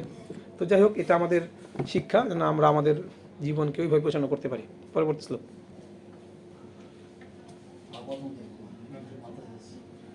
ব্রহ্মার নিশান্তে যখন ব্রহ্মার দিন শুরু হয়, তখন পুনরায় ত্রিলোকের সৃষ্টি শুরু হয় এবং তারা 14 মনুর আয়ুষ্কাল পর্যন্ত বর্তমান থাকে।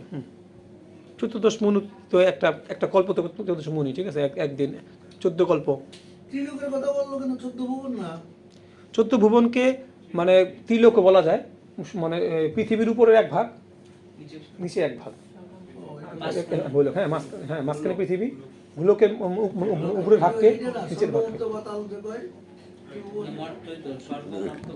মর্ত মানে পৃথিবী, হ্যাঁ, তো স্বর্গ মানে পৃথিবীর উপরে ভাগ, নিচের ভাগ, এইভাবে মানে ত্রিলোক বলা হচ্ছে। আবার 14 ভুবন আছে গিয়া মানে 14 যে ভুবন আছে, অতল বিতল সুতল তলাতল পাতাল, উপরে আছে গিয়া ভূ ভুবসহ, এগুলা মানে মহল জনক উপলোক, এগুলো ভাগ করা হয়, সব মিলিয়ে একটা মানে সব মিলিয়ে বলা হয় একটা লোক। 14 ভুবন আর কি ত্রিলোক, ত্রিলোক একই বিষয়। 14 ভুবনের মানে পৃথিবীর উপরের অংশকে একটা লোক বলা হয়, নিচের অংশকে পৃথিবীর মতো লোক একটা লোক বলা হয়, এইভাবে বলা হচ্ছে। পরবর্তী শ্লোক 24 নম্বর শ্লোক, প্রথম থেকে এই মাতাজি পড়েন। হ্যাঁ, অনুবাদ। প্রত্যেক মনু 71 চতুর্যুগের কিছু অধিককাল পর্যন্ত জীবন উপভোগ করে। মানে মনুর আয়ু বলা হয়। প্রভু হরে কৃষ্ণ। ক্লাসে ক্লাসে ক্লাসে আছে, 11টা বাজবে, 11টা বাজবে, 11টা ক্লাসে আছে। আচ্ছা, ঠিক আছে, আসবে। হ্যাঁ, পড়েছেন না? পরবর্তী শ্লোক। প্রত্যেক মনুর অবসানে তাদের বংশধরগণ সহ পরবর্তী মনুর আবির্ভাব হয়, যিনি বিভিন্ন গ্রহমণ্ডল শাসন করেন। কিন্তু সপ্তর্ষিগণ ও ইন্দ্রের মতন দেবতাগণও গন্ধর্বদের মতন তাদের অনুগামীগণ সকলেই মনুর সঙ্গে, গন্ধর্বদের, হ্যাঁ, গন্ধর্বদের মতো তাদের অনুগামীগণ সকলেই মনুর সঙ্গে যুগপৎ ও আবির্ভূত হন। তো ব্রহ্মার একদিনে মোট কজন মনু আসে?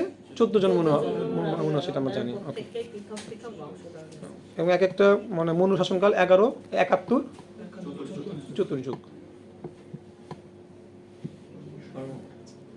সময় হিসাব দেখছেন, চিন্তা করা যায় আমাদের মানে কল্পনার অতীত চিন্তা করা, এগুলো এই জন্যই তো আমরা ভালো চিন্তা করতে পারি না। হ্যাঁ, উপরের লোকের তো আসলে সময়ের কাল অনেক বড় বড় হয়, তো ওদের ফিলিংটা কি আমাদের মতই হয়? আমরা যেমন একদিন সুখ দুঃখের ফিলিং সব জায়গায় এক।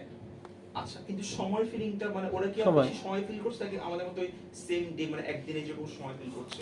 একজন ব্যক্তি একজনের, আমি আমার জীবন যতটুকু ভাবে ব্রহ্মও কিন্তু কি তার অনুভূতিটা কিন্তু একই রকম, কিন্তু সময়টা কি অনেক। জড়জগতের প্রত্যেকটা ব্যক্তির অনুভূতিগুলো কিন্তু কি একই রকম, কিন্তু কি সময় হিসাবটা কি, যেহেতু মানে ব্রহ্ম জায়গায় আছে, তার সময়টা কি আপনি চিন্তা শুধু মানে ওই জগৎ বাদ, এটা আমার উপর উদ্ধৃত করতেছি। এই জগতে কি আমাদের থেকে কম সময় বাঁচার প্রাণী নাই? কত সময় তো মানে একটা ব্যাঙের মানে কয়দিন আয়ু থাকে, কিছুদিন থাকে, এর মধ্যে কিন্তু ওর সমস্ত পিরিয়ড কি করে না, সবকিছুই কিন্তু বংশবৃদ্ধি করে, মানে ছোট থেকে বড় সবকিছু কিন্তু করে, আবার এর মধ্যে কি সাইকেলটা শেষ করে। তো ও কিন্তু ওর মতো করে কি পুরো আলোটা কি করে উপভোগ করে। এখানে এসে গিয়ে চেতনা অনুযায়ী কি করে উপভোগের একটা বিষয়বস্তু থাকে। এই জন্য তো কালের প্রভাব বলছে এক এক বস্তুর উপর একইভাবে মানে প্রভাবিত করে বিষয়গুলোতে মানে এরকম। এটা আসলে এটা তো একটা মানে নিচু উপলব্ধি করার বিষয়, এটা তো আসলে এইভাবে। কিন্তু বিষয়টা হচ্ছে কি এরকম যে প্রত্যেকটা ক্ষেত্রে উপলব্ধিগুলো কিন্তু কি একই রকম, কিন্তু সময়টা কি আসলে অনেক অনেক বেশি। তবু যে পয়েন্টটা বললো যে আমাদের এখান থেকে মনে হচ্ছে ব্রহ্মা আসলে অনেক বড় দিক, কিন্তু ব্রহ্মা কি সেম ফিল করে, ব্রহ্মার কাছে ফিলিং হয় যে আমার কাছে একদিন। এটা যদি এটা আমার মনে হয়, ব্রহ্ম সেটা মনে করে না। ব্রহ্ম মনে করে তার আয়ু কি, আপনি তো যদি ভগবানের আপনি যখন নিত্যকাল হিসাব দেখবেন তখন তো আপনার কাছে মানে ব্রহ্ম তো আমার দিকে তাকায় না, আমাদের তাকায় আছে, সে তাকাচ্ছে কার দিকে, ভগবানের দিকে। সে তো তাকে উপর দিকে, সে তো ভাববে ওই দৃষ্টি, সে আমার দৃষ্টি করতে ভাববে না। আপনি ভাবতেছেন যে একটা মানে ব্যাঙের জীবন কি মাত্র কয়েক দিনের বা কয়েক ঘন্টা, ব্যাঙ তো আমাকে দেখতেছে না, সে তো আমাকে সে ভাবতেছে তার নিচে তার দেখা, তার তো আমার দিকে দেখা তার ক্ষমতা তো নাই, আছে কি নাই। সুতরাং সে ভাবতেছে কি, আপনি ভাবতেছেন আপনার নিচেটা দেখা, এই জন্য আপনি বিষয়টা উপলব্ধি করতে পারতেছেন যে ওরটা, কিন্তু ওর মতো কি ভাবতেছে কি, ঠিক আছে, সে তো ভাবতেছে এইভাবে। সুতরাং সে তার মতো ভাবতেছে, সেও তো আমরা তো, সেও তার মানে অমর না, সেও তো প্রার্থনা করতে না ভগবানের কাছে তাহলে। হ্যাঁ, সেও তো প্রার্থনা করতেছে। মানে প্রার্থনা কি দেখছি আমরা যে মানে সৃষ্টির প্রার্থনা করতে করতে পরে যখন সৃষ্টি কার্য শুরু হবে তখন কি প্রার্থনা করলো, যে না আমি অহংকার মুক্ত হয়ে কি মুক্ত হয়ে সবসময় কি সৃষ্টি কার্যটা সমাধান করতে পারি, এই আর কি। 16:26 সৃষ্টিতে ব্রহ্মা দিবাভাগে স্বর্গ, মর্ত্য ও পাতাল এই ত্রিলোকের আবর্তন হয় এবং সকাম কর্ম অনুসারে সেখানকার পিতৃ মানুষ, দেবতা ও পিতৃগণ আদি অধিবাসীদের আবির্ভাব ও তিরোভাব হয়। আয়ু তিরোভাব। তো তির্যক শব্দটা আমার কাছে একদম ই লাগছে। তির্যক মানে দেওয়া আছে, দেখেন তাৎময় অনুবাদে মনুষ্যতর প্রাণীগণ, মানে মনুষ্য থেকে একটু কি উন্নত প্রাণীগণ আর কি মানে বলা হচ্ছে। কি আসলে এটা মানে তো নিচে হ্যাঁ মনুষ্যতর প্রাণীগণ আর কি, মানে প্রাণীগণ বলা হচ্ছে। হ্যাঁ, তির্যক মানুষ, দেবতা, পিতৃগণ। তির্যক মানে হচ্ছে গিয়া মানে প্রাণীগণ বলা হচ্ছে আর কি, মানে যারা মানে মানুষ থেকেও কি নিম্ন শ্রেণীর যে তাকে বলা হচ্ছে মানে তির্যক আর কি, ভাগবতমের ভাষ্য অনুযায়ী। পরবর্তী শ্লোক 27 অনুবাদ। প্রত্যেক মন্বন্তরে পরমেশ্বর ভগবান মনু এবং অন্যান্য অবতার রূপে তার অন্তরঙ্গা শক্তি প্রকাশ করে আবির্ভূত হন। এইভাবে তার শক্তিকে অবলম্বন করে তিনি বিশ্বের পালন করেন।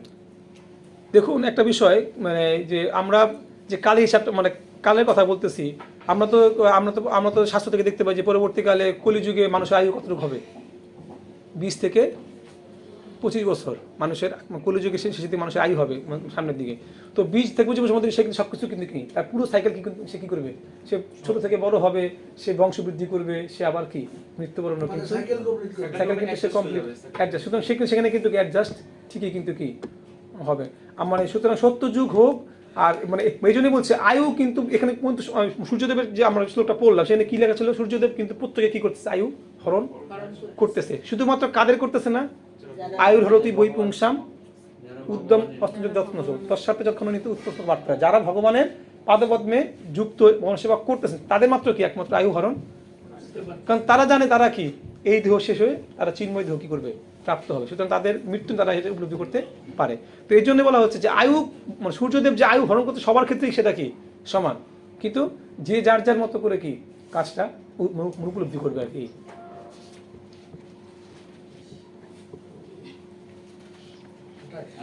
28 দিনান্তে, হ্যাঁ 28 নম্বর শ্লোক পড়ুন।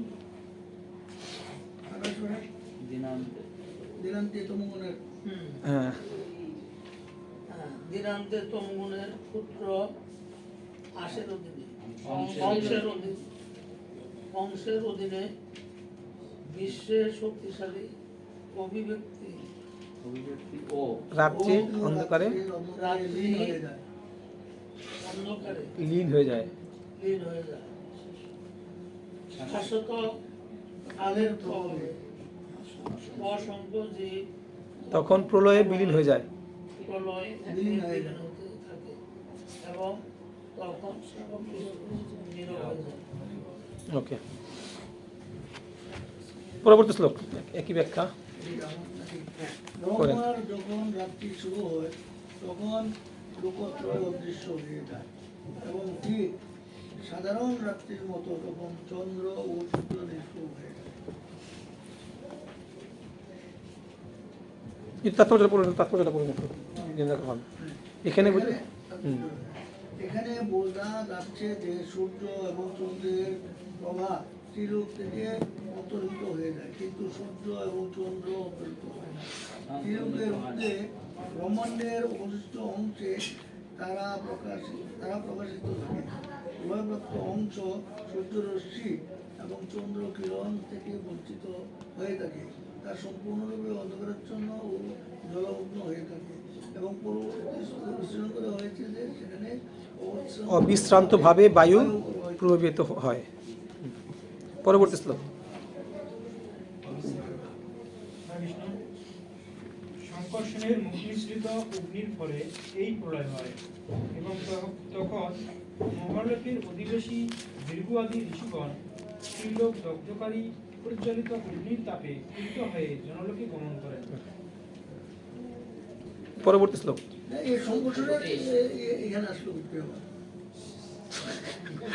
ব্রহ্মাণ্ড থাকে কই? ব্রহ্মাণ্ড কই থাকে? সংকর্ষণের মানে ভগবান, হ্যাঁ, তো বলরাম তো রূপ কি?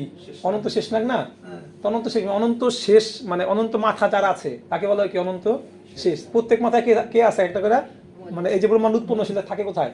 অনন্ত শেষে মাথা থাকে। এটা তো সৃষ্টির রহস্য। ওকে, পরবর্তী শ্লোক।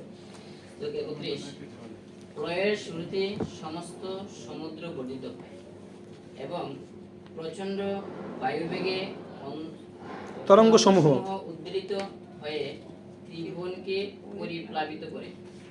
ওকে, একটু তাৎপর্য পড়ে। এটা বলা হয় যে সংকর্ষণের মুখ নিঃসৃত লেলিহান অগ্নি দেবতাদের 100 বৎসর অথবা মানুষদের 36,000 বৎসর ধরে জ্বলতে থাকে। তারপর 36,000 বৎসর ধরে প্রচন্ড ঝঞ্ঝা ও বিক্ষিপ্ত এবং তরঙ্গ সহ মশূল ধারার বৃষ্টি হয় এবং তখন সাগর ও মহাসাগর সমূহ প্লাবিত হয়। 72,000 বছর ধরে এই প্রতিক্রিয়া ত্রিলোকের আংশিক প্রলয় শুরু হয়। মানুষ ত্রিলোকের এই সমস্ত প্রলয়ের কথা ভুলে যায় এবং সত্যতার অধিক প্রগতির প্রভাবে নিজেদের সুখী বলে মনে করে। একে বলা হয় মায়া বা যার অথবা যার অস্তিত্ব নেই। মায়ের একটা সংজ্ঞা দেখলাম, মায়া মানে যার কি নাই, অস্তিত্ব নাই। মায়া মানে যা নহে, এটা বলা হচ্ছে এখানে। আর একটা বিষয় খেয়াল করে দেখবেন যে এটা কিন্তু খুব গুরুত্বপূর্ণ একটা ফিলিংস আমাদের। যখন আমরা সুখ অনুভব করি তখন কিন্তু কি হয়, খুব দ্রুত সময়টা কি হয়, চলে যায়। আর যখন দুঃখে থাকি তখন মনে হয় কি, মানে এখন মনে হচ্ছে কি দিন যাচ্ছে না, যে এই সময়টা কি মানে পাই হচ্ছে না, কত সময় কবে সরকার চলে গেল, মানে সময় পার হচ্ছে না। কিন্তু এখন আমি বসে আছি, আমার ছোটোবেলা কিন্তু মনে হচ্ছে কি এই সেদিন শেষ করে আসলাম। দেখেন, এটা কিন্তু পুরোটাই কিন্তু কি উপলব্ধির একটা অনুভবের বিষয়। মনে হচ্ছে যে আমি সেই দিন ছোটো ছিলাম, এখন কি আবার এখনই পরে চলে আসে, সেই দিন আমি বাচ্চা ছিলাম। তো আবার সামনের দিনগুলো কি, দিন চলে যাবে মনে হবে কি, এই তো মানে কত দ্রুত দিনগুলো চলে গেল। সব কিছু নির্ভর করছে কিসের ওপর? উপলব্ধি বা অনুভূতির অনুভবের ওপর। পার করার পর মনে হবে কি এই সময়টা খুব দ্রুত চলে গেল। যখন পার হচ্ছে তখন মনে হচ্ছে কি কেন বড় হচ্ছে না, বাচ্চারা তখন বলে কেন বড়, কবে বড় হবো বাবা, কবে বড় হবো। তো এগুলো সম্পূর্ণ নির্ভর করতেছে আমাদের চেতনার উপলব্ধির ওপর। কেন? কারণ আমাদের মধ্যে কালের প্রভাবটা কি বিদ্যমান। যদি কাল না থাকতো তাহলে এই সমস্ত চিন্তা ভাবনার কোনো প্রশ্নই কি আসতো না, কিন্তু চিন্তাগুলো উঠতে থাকতে গেলো। ঠিক আছে, এখানে কালের মজুদ প্রভাব আছে। যদিও মানে আমার তুলনায় কে প্রত্যেকটার সময়ের কাল যেই থাকুক না কেন, তার হিসাবটা কিন্তু তার মতো করে সে উপলব্ধি করে একই রকমভাবে। পরবর্তী মায়া যেমন আমরা যা নয় বা যা নাই, আবার এখানে বলা হচ্ছে যা অস্তিত্ব নেই, কিন্তু মায়া তো ভগবানের শক্তি, হচ্ছে ভগবানের সঙ্গে মায়াকে দর্শন করছে। তো এক জায়গায় বলছে যা অস্তিত্ব নাই, আবার ব্যাসে নিয়ে দর্শন করছে ভগবানের শক্তি। এটা জিনিসটা আচ্ছা না, এখানে অস্তিত্ব নাই বলতে মানে বলা হচ্ছে স্থায়ীভাবে কোনো অস্তিত্ব নাই। মায়া কিন্তু ক্ষণস্থায়ী বিষয়। মানে মানে মায়ার যে কার্যক্রম, বহিরঙ্গ শক্তি তো ভগবানের, মানে যেহেতু ভগবান আছে তার বহিরঙ্গ শক্তি কি বিদ্যমান। কিন্তু আপনার ক্ষেত্রে মায়াটা কি, আপনি যে মায়া প্রতিগ্রস্ত হচ্ছেন, ভগবানের বহিরঙ্গ শক্তি কিন্তু নিত্য, এটা কিন্তু অনিত্য না। এটা কিন্তু কি অবশ্যই কি মানে মানে মানে এটা নিত্য, ভগবানের মানে শক্তি তো তিন প্রকারের প্রমাণ পরিস্থিতি। একটা হচ্ছে কি ভগবানের অন্তরঙ্গ শক্তি, বহিরঙ্গ শক্তি, আর হচ্ছে কি আমরা আস্থারসা শক্তি। সবগুলোই কিন্তু কি নিত্য, কিন্তু বহিরঙ্গ শক্তির ফলে যে মানে মায়ের উদ্ভূত হয়, সেই মায়া থেকে আমাদের যেগুলো সেটা কিন্তু কি অনিত্য, সেটা তো নিত্য না। আপনি তো আসলে ভগবানের মানে অংশ, আপনি তো ভগবান ধাম থেকে আসছেন, এখানে কি আপনি কয়েকদিনের মেহমান এই জায়গায়, সেক্ষেত্রে আপনার জন্য কি এটা কি অবশ্যই কি অনিত্য, এটা আপনার দর্শন। হ্যাঁ সেটাই। পরমেশ্বর ভগবান শ্রীহরি তখন মুদ্রিত নয়নের জলের উপর অনন্ত শয্যায় শয়ন করেন এবং জনলোকের অধিবাসীরা তখন কৃতাঞ্জলি পুটে তার স্তব করেন। তাৎপর্যটা পড়েন, তাৎপর্যটা। ভগবানের নিদ্রাকে আমাদের নিদ্রাগত বলে মনে করা উচিত নয়। এখানে যোগ নিদ্রা কথাটি বিশেষভাবে উল্লেখ করা হয়েছে, যা ইঙ্গিত করে যে ভগবানের নিদ্রাও তার অন্তরঙ্গ শক্তির একটি অভিব্যক্তি। দেখছেন, ভগবান নিদ্রাকে বলা হচ্ছে কি অন্তরঙ্গ শক্তির একটি অভিব্যক্তি, মারাত্মক ব্যাপার কিন্তু এটা। হ্যাঁ, যখন এই যোগ শব্দটি ব্যবহার করা হয় তখন বুঝতে হবে যে তার চিন্ময় অবস্থাকে বোঝাচ্ছে। চিন্ময় স্তরে সব রকম কার্যকলাপই সদা বর্তমান এবং সেইগুলি ভিন্ন আদি মহাশক্তির স্মৃতি দ্বারা কীর্তিত হয়। তো যদিও মানে এই বিষয়টা আমি উপলব্ধিতে নাই, কারণ যোগনিদ্রাটা আমরা তো যোগনিদ্রা সম্পর্কে যদি যোগনিদ্রা দিতাম তাহলে বুঝতে পারতাম, কিন্তু এটা বুঝতে পারতেছে ভাগবতম থেকে যে নিদ্রার ভূমিকাটা কিন্তু অনেক গুরুত্বপূর্ণ একজন সাধুর জীবনে। একজন সাধকের জীবন নিদ্রাটা কিন্তু কি দেখবেন, অর্জুনকে কি বলা হয় বুড়াকেশ, যিনি কি নিদ্রাকে জয় করেছেন। তাহলে মানে অর্জুন তো ভগবানের কি ছিলেন, প্রিয় ভক্ত ছিলেন, কেমন হয়েছেন নিদ্রাকে জয় করতে। তো নিদ্রা কিন্তু একটা খুব গুরুত্বপূর্ণ বিষয় আমাদের ভক্তদের ভক্তি, শুধু ভক্তি না জাগতিক সাফল্যের ক্ষেত্রেও কি নিদ্রার বড় ভূমিকা কিন্তু কি বিদ্যমান। কারণ একটা ব্যক্তির মানে নিদ্রার অবস্থা দেখে কিন্তু বোঝা যায় যে তার সার্বিক অবস্থাটা কীরকম হতে পারে।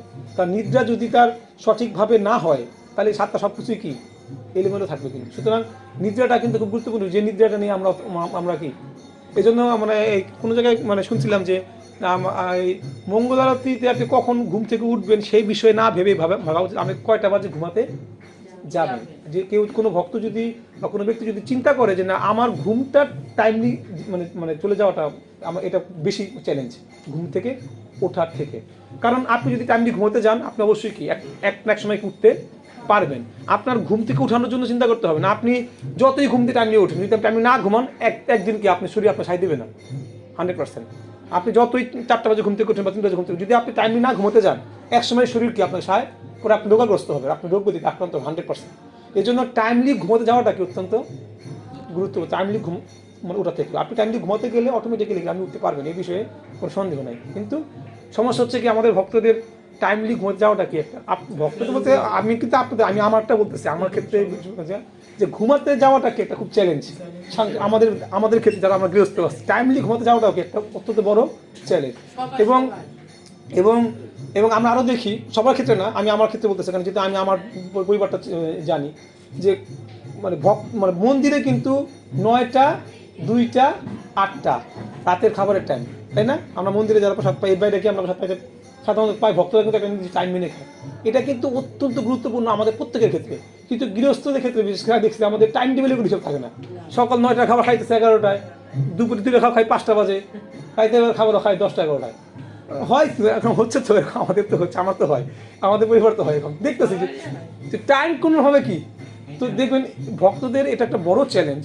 আর যারা আমরা তাঁতিবাজারে আছি প্রভু আমরা তো জানি তাঁতিবাজারের আমাদের ভক্তদের দারুণ একটা অবস্থা, এটা কিন্তু একটা মারাত্মক একটা কিন্তু কি মানে এটা কিন্তু একটা বড় চ্যালেঞ্জ আমাদের ভক্তি জীবনের জন্য এবং আমাদের সফলতার জন্য বড় চ্যালেঞ্জ। খাওয়া দাওয়া ঘুমকে কি করা, এবং আপনি দেখবেন ম্যাক্সিমাম 99% রোগের মূল ভিত্তি হচ্ছে কি এই অনিয়মটা, হয় খাওয়া দাওয়া এবং কি ঘুমের অনিয়ম, কারণ রোগ ব্যাধির উৎপন্ন হয়। আর ভেজা খাবার তো আছেই। তো এই জন্য ভক্তি জীবনটাকে সুরক্ষা করার জন্য কিন্তু এটা কি মানে আমার মতে মানে যেটা বলি, কিন্তু যদি কাজ হয় না যে বাবা এক পদ খাও তাও কি টাইমলি খাওয়ার চেষ্টা করো, কম খাও অসুবিধা খানে, কিন্তু টাইমটা কি মেনটেন করতে পারলে আমাদের সবার জন্য কি অত্যন্ত মঙ্গল। প্রভু কিছু হাত তুলছেন, আপনি হাত তুলছিলেন? আচ্ছা ঠিক আছে, পরবর্তী শ্লোক। ওকে, কোথায় ছিলাম জানেন? যোগনিদ্রা, হ্যাঁ পরবর্তী শ্লোক। এইভাবে ব্রহ্মা সহ প্রত্যেক জীবের আয়ু ক্ষয়প্রাপ্ত হয়, বিভিন্ন লোকে কালের গতি অনুসারে সকলেরই আয়ু 100 বৎসর।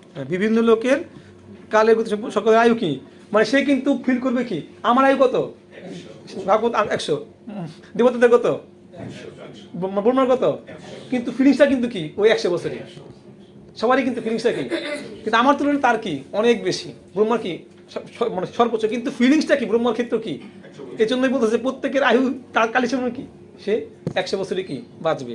তারপরে একটু দেখুন পরবর্তী তাৎপর্যটা দেখুন একটু, তারপরে পড়ুন তাৎপর্যটা। বিভিন্ন গ্রহে বিভিন্ন জীবের কালের সীমা অনুসারে প্রত্যেক জীবের আয়ুষ্কাল 100 বছর। এই 100 বছর সকলের ক্ষেত্রেই সমান নয়।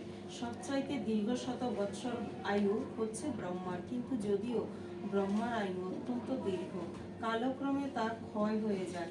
ব্রহ্মাও মৃত্যু ভয়ে ভীত হন এবং তাই তিনি মায়ার কবল থেকে মুক্ত হওয়ার জন্য প্রার্থনা নিবেদনের মাধ্যমে পরমেশ্বর ভগবানের প্রতি ভক্তিমূলক সেবা সম্পাদন করেন। পশুদের অবশ্য কোনো রকম দায়িত্ব জ্ঞান নেই, কিন্তু মানুষদের মধ্যেও যাদের দায়িত্ব জ্ঞান বিকশিত হয়েছে তারাও ভগবানের প্রেমময়ী সেবায় যুক্ত না হয়ে তাদের মূল্যবান সময়ের অপচয় করে। তারা তাদের আসন্ন মৃত্যু ভয়ে ভীত না হয়ে সুখে জীবন যাপন করে। এটি হচ্ছে মানব সমাজের উন্মত্ততা। উন্মাদের জীবনে কোনো রকম দায়িত্ববোধ নেই।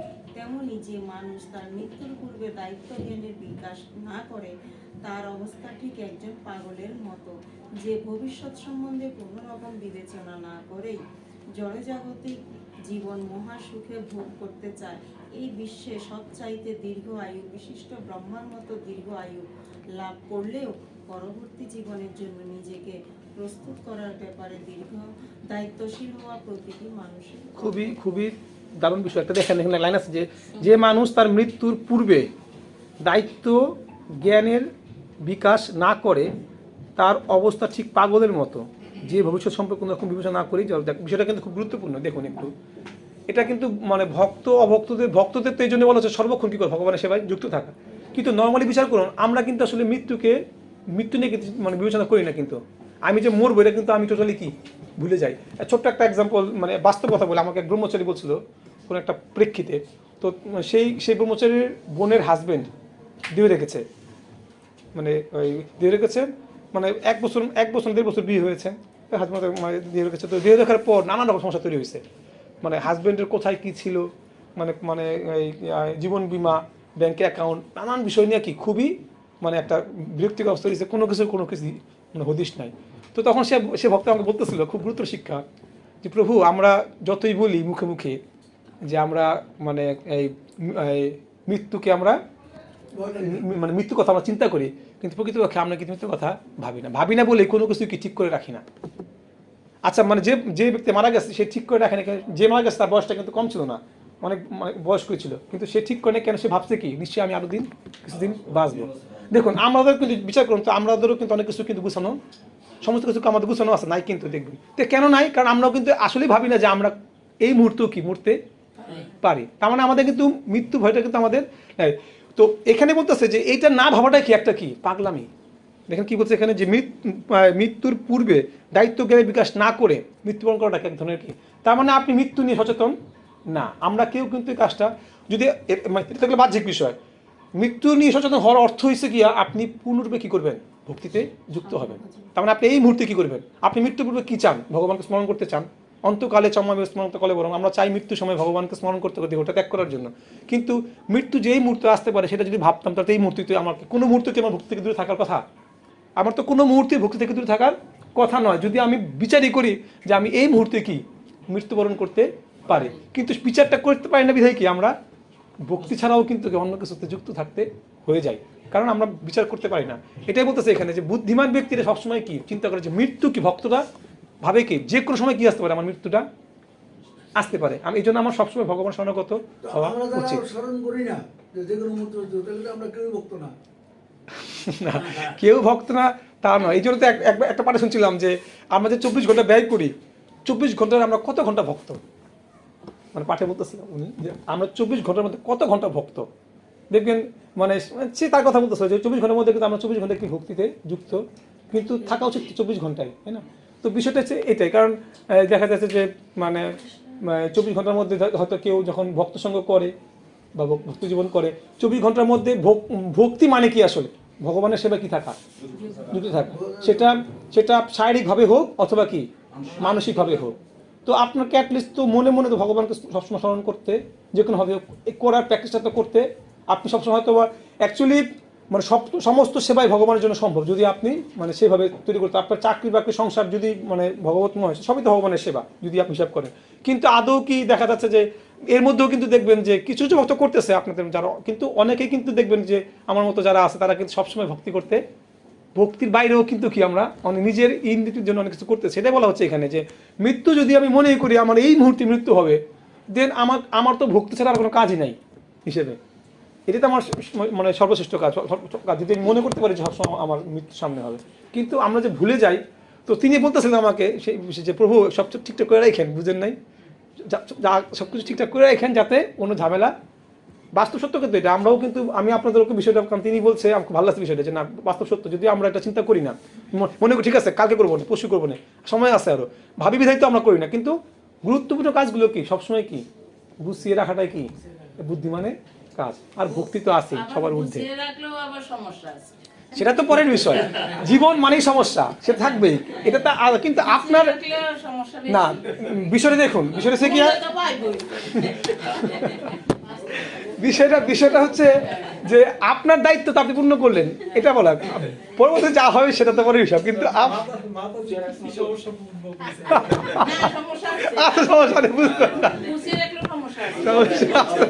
আমি না বাস্তব মানে আমার কোনো সমস্যা নাই।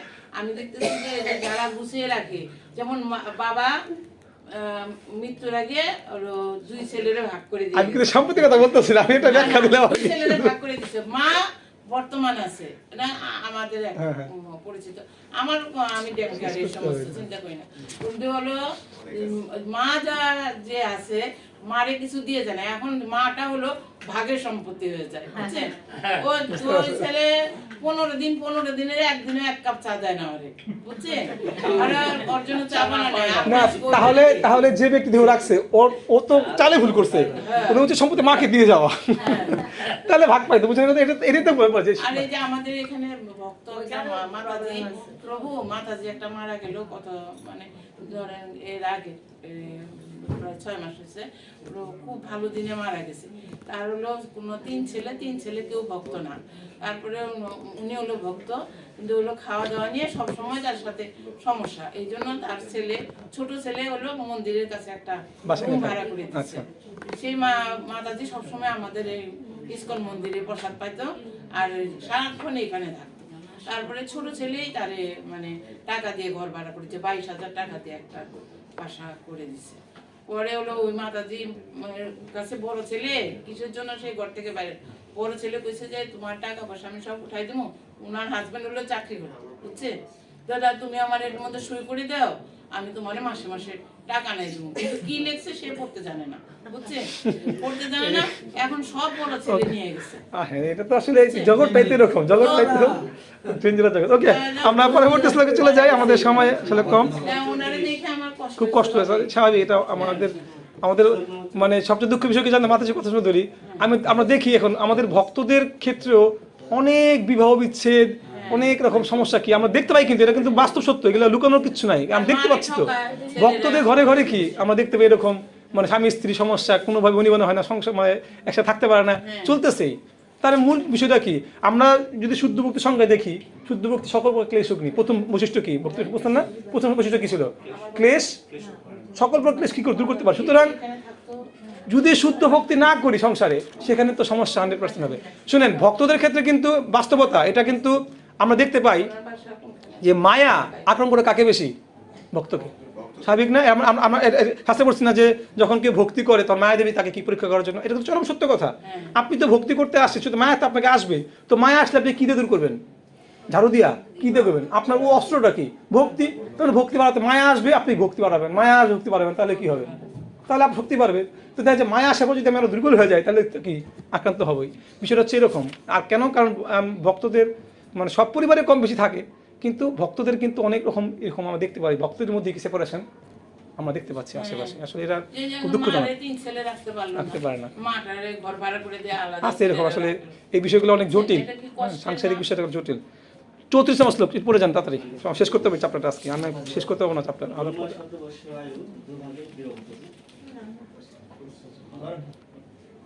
পড়েন তাতে বলেন। আয়ু দুভাগে বিভক্ত।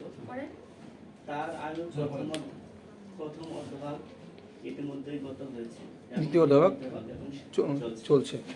ওকে, পরবর্তী শ্লোক, এটা বুঝতে পারছি আমরা, সমস্যা নাই। ব্রহ্মার জীবনের পূর্ব পদার্থে প্রারম্ভে ব্রাহ্ম কল্প নামক কল্পে ব্রহ্মার আবির্ভাব হয়েছিল, বেদের আবির্ভাব এবং ব্রহ্মার জন্ম একসঙ্গে হয়েছিল। তাহলে এক প্রার্ধ হচ্ছে ব্রহ্মার কি আয়ুকে বলা হচ্ছে, মানে অর্ধভাগকে বলা হচ্ছে কি এক প্রার্ধ, বুঝতে পারছি। প্রথম মানে 50 বছরকে বলা হচ্ছে কি প্রার্ধ আর কি, পরের 50 বছর দ্বিতীয় প্রার্ধ বলা হচ্ছে। তা আমরা প্রথম প্রার্ধ পার হয়ে গেছি, আমরা এখন কোথায় আছি? দ্বিতীয় প্রার্ধ আছি, এটা বলা হচ্ছে এখানে। প্রথম ব্রহ্মকল্পের পরে কল্পকে বলা হয় পাদ্মকল্প। কেননা সেই কল্পে ভগবান শ্রী হরির নাভি সরোবর থেকে ব্রহ্মাণ্ড রূপ অমল বিকশিত হয়েছে। তার আমরা পদ্ম কল্পে, কারণ পদ্ম নির্গত হয়েছে জন্য কি বলা হচ্ছে, পদ্ম কল্প বলা হচ্ছে এটা। ব্রহ্মাকে 100 বছর ইয়ে করলো, হ্যাঁ, তপস্যা করলো, তার আয়ু কোনো কি 100 বছরের মধ্যে আছে না বাইরে? গুরু মহারাজ কিন্তু গত ক্লাসে, আপনার ক্লাসটা কার থেকে শুনেছেন, সেইখানে কিন্তু গুরু মহারাজ এই ব্রহ্মার আয়ু নিয়ে কথা বলছেন, সেই প্রশ্নটাই, যে এই প্রশ্নটা একজন করেছিল যে ব্রহ্মার এই আয়ুটা কি, তো গুরু মহারাজ এখানে উত্তর দিয়েছেন। আমি এটা মানে ওই অংশটা প্রশ্ন করতে বলছিল, তো আমি ওটা দেখতে পাইনি, পরে শুনছি গত শনিবারের ক্লাস। আপনারা দেখবেন এখানে উত্তরটা গুরু মহারাজ খুব সুন্দরভাবে দিয়েছেন, দেখলে আপনি বুঝতে পারবেন। হ্যাঁ, পরবর্তী পরে যাই। হে ভারত, ব্রহ্মার আয়ুর দ্বিতীয়ার্ধের প্রথম কল্প বরাহ কল্প নামেও প্রসিদ্ধ, কেননা সেই কল্পে পরমেশ্বর ভগবান শ্রীহরি বরাহ রূপে অবতরণ করেছিলেন। সেটা বুঝতে পেরেছেন। প্রথম পরার্ধ কি বলা হচ্ছে? ব্রাহ্মকল্প। পরে পরার্ধ 50 বছর কি বলা হচ্ছে? পাদ্মকল্প। মানে এই প্রথম ব্রাহ্মকল্প হচ্ছে পাদ্মকল্প। সেইখানে কেন বলা হচ্ছে? কারণ সেইখানে ব্রহ্মা কি পদ্ম দিয়ে কি হয়েছিলেন, আবির্ভূত হয়েছিলেন। এবং সেই প্রথম কল্পের নাম হচ্ছে গিয়া 50 বছরের আমার কল্প, মানে কি ব্রহ্মার কি এক। তো সেই প্রথম কল্প বলা হচ্ছে কি প্রথম বরাহ কল্প বলা হয় প্রসিদ্ধ, কেননা এই কল্পে ভগবান শ্রী বরাহ রূপে আবির্ভূত হয়েছিলেন। পরবর্তী শ্লোক। ব্রহ্মার জীবনের দুটি পরার্ধ কাল যা পূর্বে উল্লেখ করা হয়েছে তা বিকাশ জগত অনন্ত এবং সর্বজগতের পরমকালীন পরমেশ্বর এক নিমেষ মাত্র, বুঝতে পারছেন এখানে ভগবানের পরবর্তী শাশ্বতকাল অবশ্যই পরমাণু থেকে শুরু করে ব্রহ্মার জীবনকাল পর্যন্ত বিভিন্ন আয়তনের নিয়ন্ত্রণ, কিন্তু তা সত্ত্বেও তা পরমেশ্বর ভগবানের নিয়ন্ত্রণাধীন। কাল কেবল তাদেরই নিয়ন্ত্রণ করতে পারে যারা চেতনার দ্বারা এমনকি সপ্তলোকে ব্রহ্মাণ্ডের অন্যান্য উচ্চতর লোকেও কালের এই প্রভাব বিদ্যমান। পরবর্তী। আটটি জড় উপাদানের সমন্বয়ে ষোড়শ প্রকার বিকার থেকে প্রকাশিত এই যে ব্রহ্মাণ্ড, তার অভ্যন্তরে 50 কোটি যোজন বিস্তৃত এবং নিম্নলিখিত আবরণের দ্বারা আবৃত। একটু এরা তাৎপর্য বলবেন, তাৎপর্যটা যদি বলবেন। হ্যাঁ, পূর্বে বিশ্লেষণ করা হয়েছে যে সমগ্র জড় জগৎ 8টি ভৌতিক তত্ত্ব কি কি? ক্ষিতি, অপ, মরুদ, তেজ, বোম, মন, বুদ্ধি, অহংকার। 8টা হচ্ছে কি ভৌতিক তত্ত্ব, যে তত্ত্বগুলা একটা থেকে একটা কি 10 গুণ বড় থাকে। আপনারা ওই একটা চিত্র আছে আমাদের এখানে পাওয়া যায়, বাসায় আছে, ওই ব্রহ্মাণ্ডের একটা চিত্র আছে, মানে আমাদের, হ্যাঁ ওখানে দেখবেন লেখা সৃষ্টি তত্ত্ব ওখানে দেওয়া আছে ওইটা। এবং 16টি বর্গ। হ্যাঁ, পরে যান। জড়জগতের বিশেষণাত্মক অনুশীলন হচ্ছে সাংখ্য দর্শনের বিষয়বস্তু। 16টি বর্গ হচ্ছে একাদশ ইন্দ্রিয় পঞ্চতন্মাত্র, আর 8টি উপাদান হচ্ছে স্থূল এবং সূক্ষ্ম পদার্থ, যথা মাটি, জল, আগুন, বায়ু, আকাশ, মন, বুদ্ধি ও অহংকার। এইসব মিলিত হয়ে সমগ্র ব্রহ্মাণ্ড জুড়ে বিতরিত হয়েছে। তার বিস্তার হচ্ছে 50 কোটি যোজন বা 400 কোটি। হ্যাঁ, 400 কোটি মাইল। আমাদের অনুভূত এই ব্রহ্মাণ্ড ছাড়াও অন্য অসংখ্য ব্রহ্মাণ্ড রয়েছে, তাদের মধ্যে অনেক ব্রহ্মাণ্ড আমাদের এই ব্রহ্মাণ্ড থেকে অনেক অনেক বড় এবং সেগুলি ভৌতিক উপাদানের আবরণে একত্রে পঞ্চীভূত হয়ে রয়েছে, যা নিম্নে বর্ণনা করা হয়েছে। মানে আমাদের ব্রহ্মাণ্ড প্লাস আমাদের মধ্যে সব থেকে ছোট ব্রহ্মাণ্ড বলা হয়, যেহেতু ব্রহ্মমাত্রা তার থেকে অনেক বড় বড় কি। তো এখানে মানে কি বলে 8টি ভৌতিক উপাদান এবং 16টি বর্গ, যেখানে বলা হচ্ছে কি 11 ইন্দ্রিয় এবং তার কি 5টি তন্মাত্র বিষয়, ঠিক আছে, এবং 8টি এগুলো নিয়ে আমাদের, এবং এর আয়তন হচ্ছে 400 কোটি মাইল। পরবর্তী শ্লোক। অনুবাদ: ব্রহ্মাণ্ডকে আবৃত করে যে সমস্ত তত্ত্ব তা উত্তরোত্তর 10 গুণ অধিক বিস্তৃত এবং সমস্ত ব্রহ্মাণ্ডগুলি এক বিশাল সমন্বয়ে পরমাণুর মতো প্রতিভাত হয়। তো এটা আমরা আগে বলে ফেলছি, যে তারপর বুঝতে পারবেন। পরবর্তী শ্লোক চলে যাবো, সময় শেষ করে করতে। হ্যাঁ, আচ্ছা, শেষ শ্লোক এটা। হ্যাঁ, তাই পরমেশ্বর ভগবান শ্রীকৃষ্ণকে সর্বকারণে পরম কারণ বলা হয়েছে। এইভাবে বিষ্ণুর চিন্ময় ধাম নিঃসন্দেহে শাশ্বত এবং তার সমস্ত প্রকাশের মূল উৎস মহাবিষ্ণুরও ধাম। আচ্ছা, মহাবিষ্ণু যিনি কারণ সমুদ্রে শয়ন করে তার নিঃশ্বাসের মাধ্যমে অসংখ্য ব্রহ্মাণ্ড সৃষ্টি করেন, তিনি কেবল এই ক্ষণস্থায়ী জড়জগৎ গুলিকে প্রকাশ করার উদ্দেশ্যে ক্ষণিকের জন্য আবির্ভূত হন। তিনি হচ্ছেন পরমেশ্বর ভগবান শ্রীকৃষ্ণের অংশ, এবং যদিও তিনি শ্রীকৃষ্ণ থেকে অভিন্ন, তবুও জড়জগতে তার অবতরণ ক্ষণস্থায়ী। ভগবানের আদি অথবা মূল রূপই প্রকৃতপক্ষে তার স্বরূপ, এবং তিনি বৈকুণ্ঠ লোক বা বিষ্ণু লোকে নিত্য বিরাজ করেন। এখানে মহাত্মন শব্দটি মহাবিষ্ণুকে ইঙ্গিত করেছে, এবং তার প্রকাশের কারণ হচ্ছে শ্রীকৃষ্ণ, যাকে পরম বলা হয়। সেই তত্ত্ব প্রতিপন্ন করে ব্রহ্মসংহিতা বলা হয়েছে, ঈশ্বর পরম কৃষ্ণ সচ্চিদানন্দ বিগ্রহ অনাদি গোবিন্দ সর্বকারণ কারণ। পরমেশ্বর ভগবান হচ্ছেন শ্রীকৃষ্ণ, তিনি আদি পুরুষ গোবিন্দ, তার রূপ সচ্চিদানন্দ ঘন, এবং তিনি সর্বকারণের পরম কারণ। ওকে, এখন দেখুন এখানে এই শেষ শ্লোকটা আমাদের আজকের চ্যাপ্টারের একটা চরম শিক্ষা কি দেখেন কি, তাই ভগবান শ্রীকৃষ্ণকে সর্বকারণের পরম কারণ বলা হয়।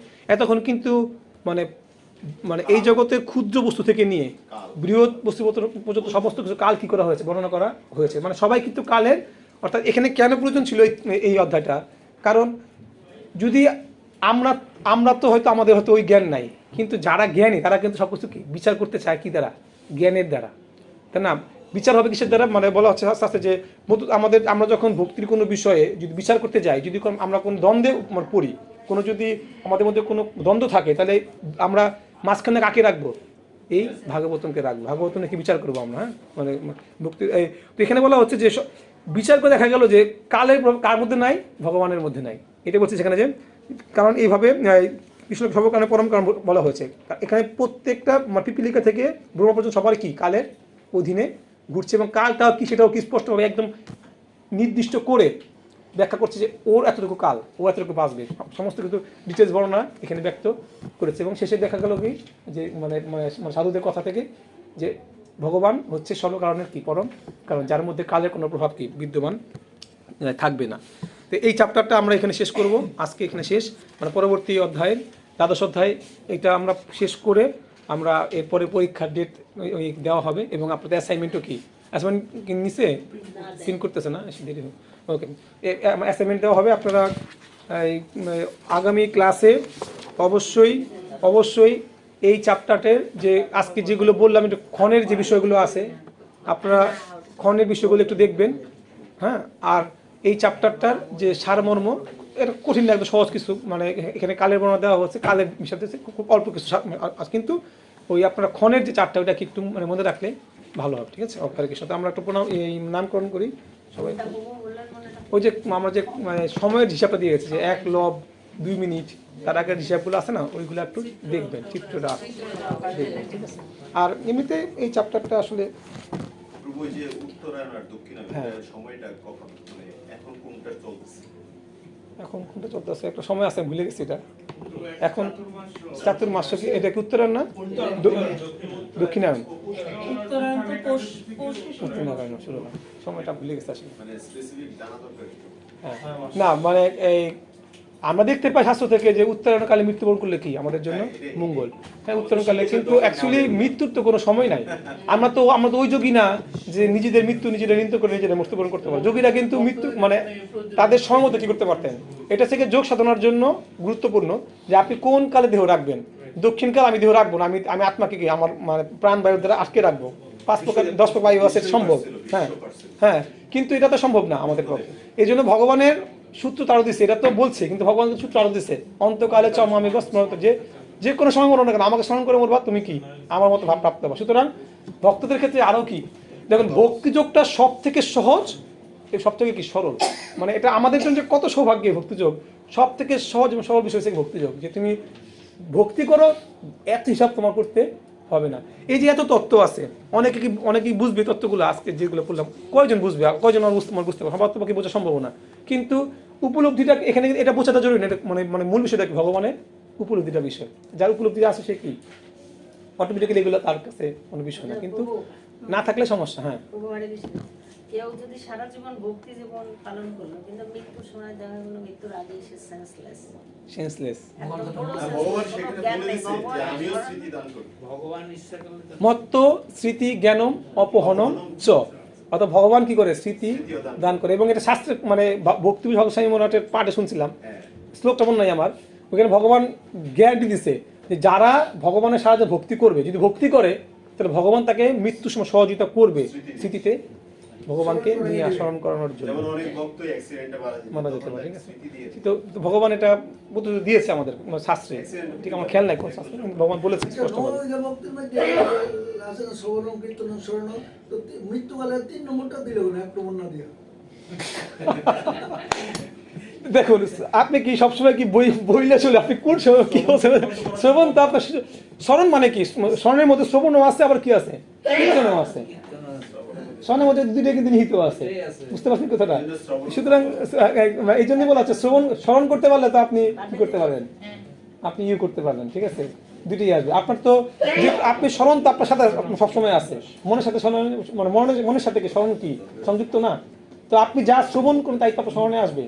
স্মরণ কোনটা আসবে, যেটা আপনি এই জন্য কখন আমরা মনে যাই, এই জন্য সবসময় কি শ্রবণ করা উচিত। শ্রবণ করলে সেটা কি স্মরণে আসবে, আপনার স্মরণে আসবে না। মনে করেন আপনি কোনটা স্মরণ করতে পারেন, কোন দেখি, যদি বলা হয় আপনি আগামীকাল কি খাবেন, আপনি স্মরণ করতে পারবেন? করেন না এটা। যদি বলি আগামীকাল কি খাবেন, এটা স্মরণ করতে পারবেন? তো কোনটা পাবেন, গতকালকে যেটা খাইছেন সেটা আপনি স্মরণ করতে পারবেন। স্মরণ করতে পারি কোনটা, আমরা যেটা আমরা জানি, এটা আমরা শুনি, এটা শুনি না সেটা স্মরণ করতে পারবো। আপনি যদি ভগবত কথা সারা জীবন না শুনেন, তার ভগবান স্মরণ করতে পারবেন? সারা জীবন শুনে স্মরণ করতে পারবেন, এটাই আর কি। আজকে কত তারিখ? হ্যাঁ বলেন। মডিউল এটা 6 থেকে 14 শ্লোকের বিষয়বস্তুর মধ্যে প্রভুপাদ কি সিদ্ধান্ত তুলে ধরেছে একটু যদি কোন অধ্যায়? এই যে 10 অধ্যায়, 10 অধ্যায় আগের অধ্যায় না? আচ্ছা, এই 11 অধ্যায়, এই অধ্যায় আবার বলেন। 6 থেকে 14 শ্লোকের মধ্যে বিষয়বস্তুটার মধ্যে প্রভুপাদ কি সিদ্ধান্ত তুলে ধরেছে, এটা মডিউল থেকে একটা প্রশ্ন। আচ্ছা আচ্ছা, 6 থেকে 14 ওই বিষয়বস্তুর মধ্যে হ্যাঁ হ্যাঁ হ্যাঁ, বুঝতে পারছি। কি সিদ্ধান্ত তুলে ধরে একটু যদি আইডিয়া দিতে। মানে এখানে মানে এই 6 থেকে 14 মধ্যে তো আমার পুরোটা দেখতে সময়ের হিসাব, এখানে সময় হিসাব না, যে এখানে সময়ের সাথে মানে তুলনা করে এটাকে ব্যক্ত করেছেন। এখানে এটাকে পড়ে আপনাকে বের করতে হবে যে এখানে সময়ের হিসাবটা কি, এবং এই মানে এখানে তো সব কিছু আছে, মাত্র অশ্বিন পরমাণু কীভাবে সময়টা গণনা করা হয়, কীভাবে সময় বিষয়বস্তু, এবং এটা আমাদের জন্য কি প্রয়োজন, এই সময়টা, এই সময় জানা আমাদের জন্য কি প্রয়োজন, তাৎপর্য পড়লে আপনি এটা পাবেন। না হলে আগামী ক্লাসে আমি আপনাদের কাজ ডিটেইলস বলে দিব। ঠিক আছে, আমি আর করিনি। হ্যাঁ, সামনে ক্লাসে শেষ হলে পরে তার পরীক্ষা শুরু হবে, এর পরে ক্লাস সামনে পরীক্ষা আপনার মানে বড় উদ্দেশ্য হচ্ছে প্রিপারেশন নিতে থাকেন, কারণ যেহেতু শেষ পর্যায়ে চ্যাপ্টার এরপরে পরীক্ষা দিয়ে দিবে।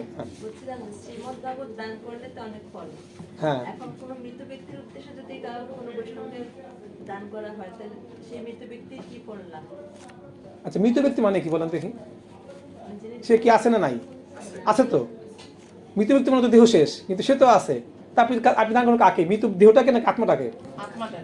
তা আত্মা তো বিদ্যমান, তো আত্মা ফল পাবে না। এই যে সুকৃত অজ্ঞাত মানে কি, আমরা অনেক সুকৃতি থাকি সেটা অজ্ঞাত হবে, জানি না। যেমন কেউ কোনো একটা গাছ লাগাইলো, ওই গাছে ওই ব্যক্তি হয়তো মরে গেছে, ওই গাছে ফল দিয়ে ভগবান সেবা হচ্ছে, তো ও প্রতি মুহূর্তে কী পাবে, তার ফল কি, এবং এই পেতে পেতে ও কি পরবর্তীতে ভক্তিকর সুযোগ কি প্রাপ্ত হবে, এটাকে বলা অজ্ঞাত সুকৃতি। সুতরাং আমরা যে পৃথিবীর উদ্দেশ্যে মানে শাস্তি লাগা উচিত যে আপনি এখানে দিবেন, ওইখানে তারা দুধ ঘি মধু পাইব, আসলে এরকম একটা কথা দেখছি আমরা, এরকম বলে যে এটা দিলে মানে পিতৃলোকে পিতৃপুরুষরা কী পাবে, এরকম পাবে।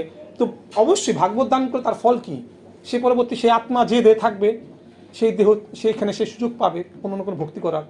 ভাগবত ভক্তিমূলক কোনো কিছু করলে ভক্তি করার সুযোগ পাবে, ভক্তি তো স্বীকৃতি তৈরি হবে, স্বীকৃতি তো আছে, মানে স্বীকৃতি থেকে সে ভগবানের ভক্তি করার সুযোগ পাবে। ওই জীবনে সে যেকে থাকলে সে ভক্তি করার পরিবেশ পাবে, বা ভগবান তাকে সুযোগ দিবে কীভাবে এটা ভগবান জানে, ভগবানের বিষয় 100% পাবে, নিশ্চন্দেহে পাবে, কোনো মিস নেই এটা। ওকে, আমরা অপূর্ব মনে দেবী দিশা মাতাজি ব্যাপার, এটা এমন কেন এদিকে শুনতে পাবো একটু, কোন থেকে এখান থেকে না, এখান দিতে হবে, এই তো বলতেছে মোটা হবে, দিব কীভাবে? শ্রবণ কল্যাণ দাস করুণাময় রাধিকা দেবীদাসী, রাধারানী দেবীদাসী, উজ্জ্বল রূপ চৈতন্য বাসকে আসে নাই, চন্দ্রভানু মাধব প্রভু, সনদ সরকার প্রভু, বীরেশ তারদা প্রভু, আরতি রাধিকা দেবীদাসী মাতাজি, প্রেম পূর্ণাইন্দু লেখা দেবীদাসী মাতাজি, সুপ্রসন্ন শ্যাম দাস প্রভু, রবীন্দ্র স্বরূপ কৃষ্ণ দাস প্রভু, অদ্বৈত কৃপাসিন্ধু দাস প্রভু, আরাধ্য গোপীনাথ দাস প্রভু, সুলক্ষণা তুলসী দেবীদাসী মাতাজি, সদাতুষ্ট গোপাল দাস প্রভু, বিশ্বভবন হরিদাস প্রভু, মধুবন বিহারী দাস প্রভু, আসে নাই না, অর্জুন নাথ কৃষ্ণ দাস প্রভু, নির্মল চরণ গোবিন্দ দাস প্রভু, প্রেম কীর্তন দাস প্রভু আজকে আসে নাই, কেশব দয়া সিন্ধু দাস প্রভু, সিদ্ধেশ্বরী দেবী দেশী মাতাজি, সত্যব্রত দাস প্রভু, শাস্ত্রূপা মাধবী মাতাজি আজকে আসে নাই, স্নেহময়ী মাতাজি আসছে, শঙ্কর্ষণ অনুজ দাস প্রভু, রমা বিষ্ণুপ্রিয় দেবী দাসী, শ্যামমুরলী প্রভু, সুলোচনা রাধারানী দেবী দাসী মাতাজি, দিব্য যমুনা দেবী দাসী মাতাজি। কে? হ্যাঁ না, আগামী ক্লাস আছে, আমার ক্লাস আছে, আমার একটা এক দুই ক্লাস শেষ হয়ে যাবে।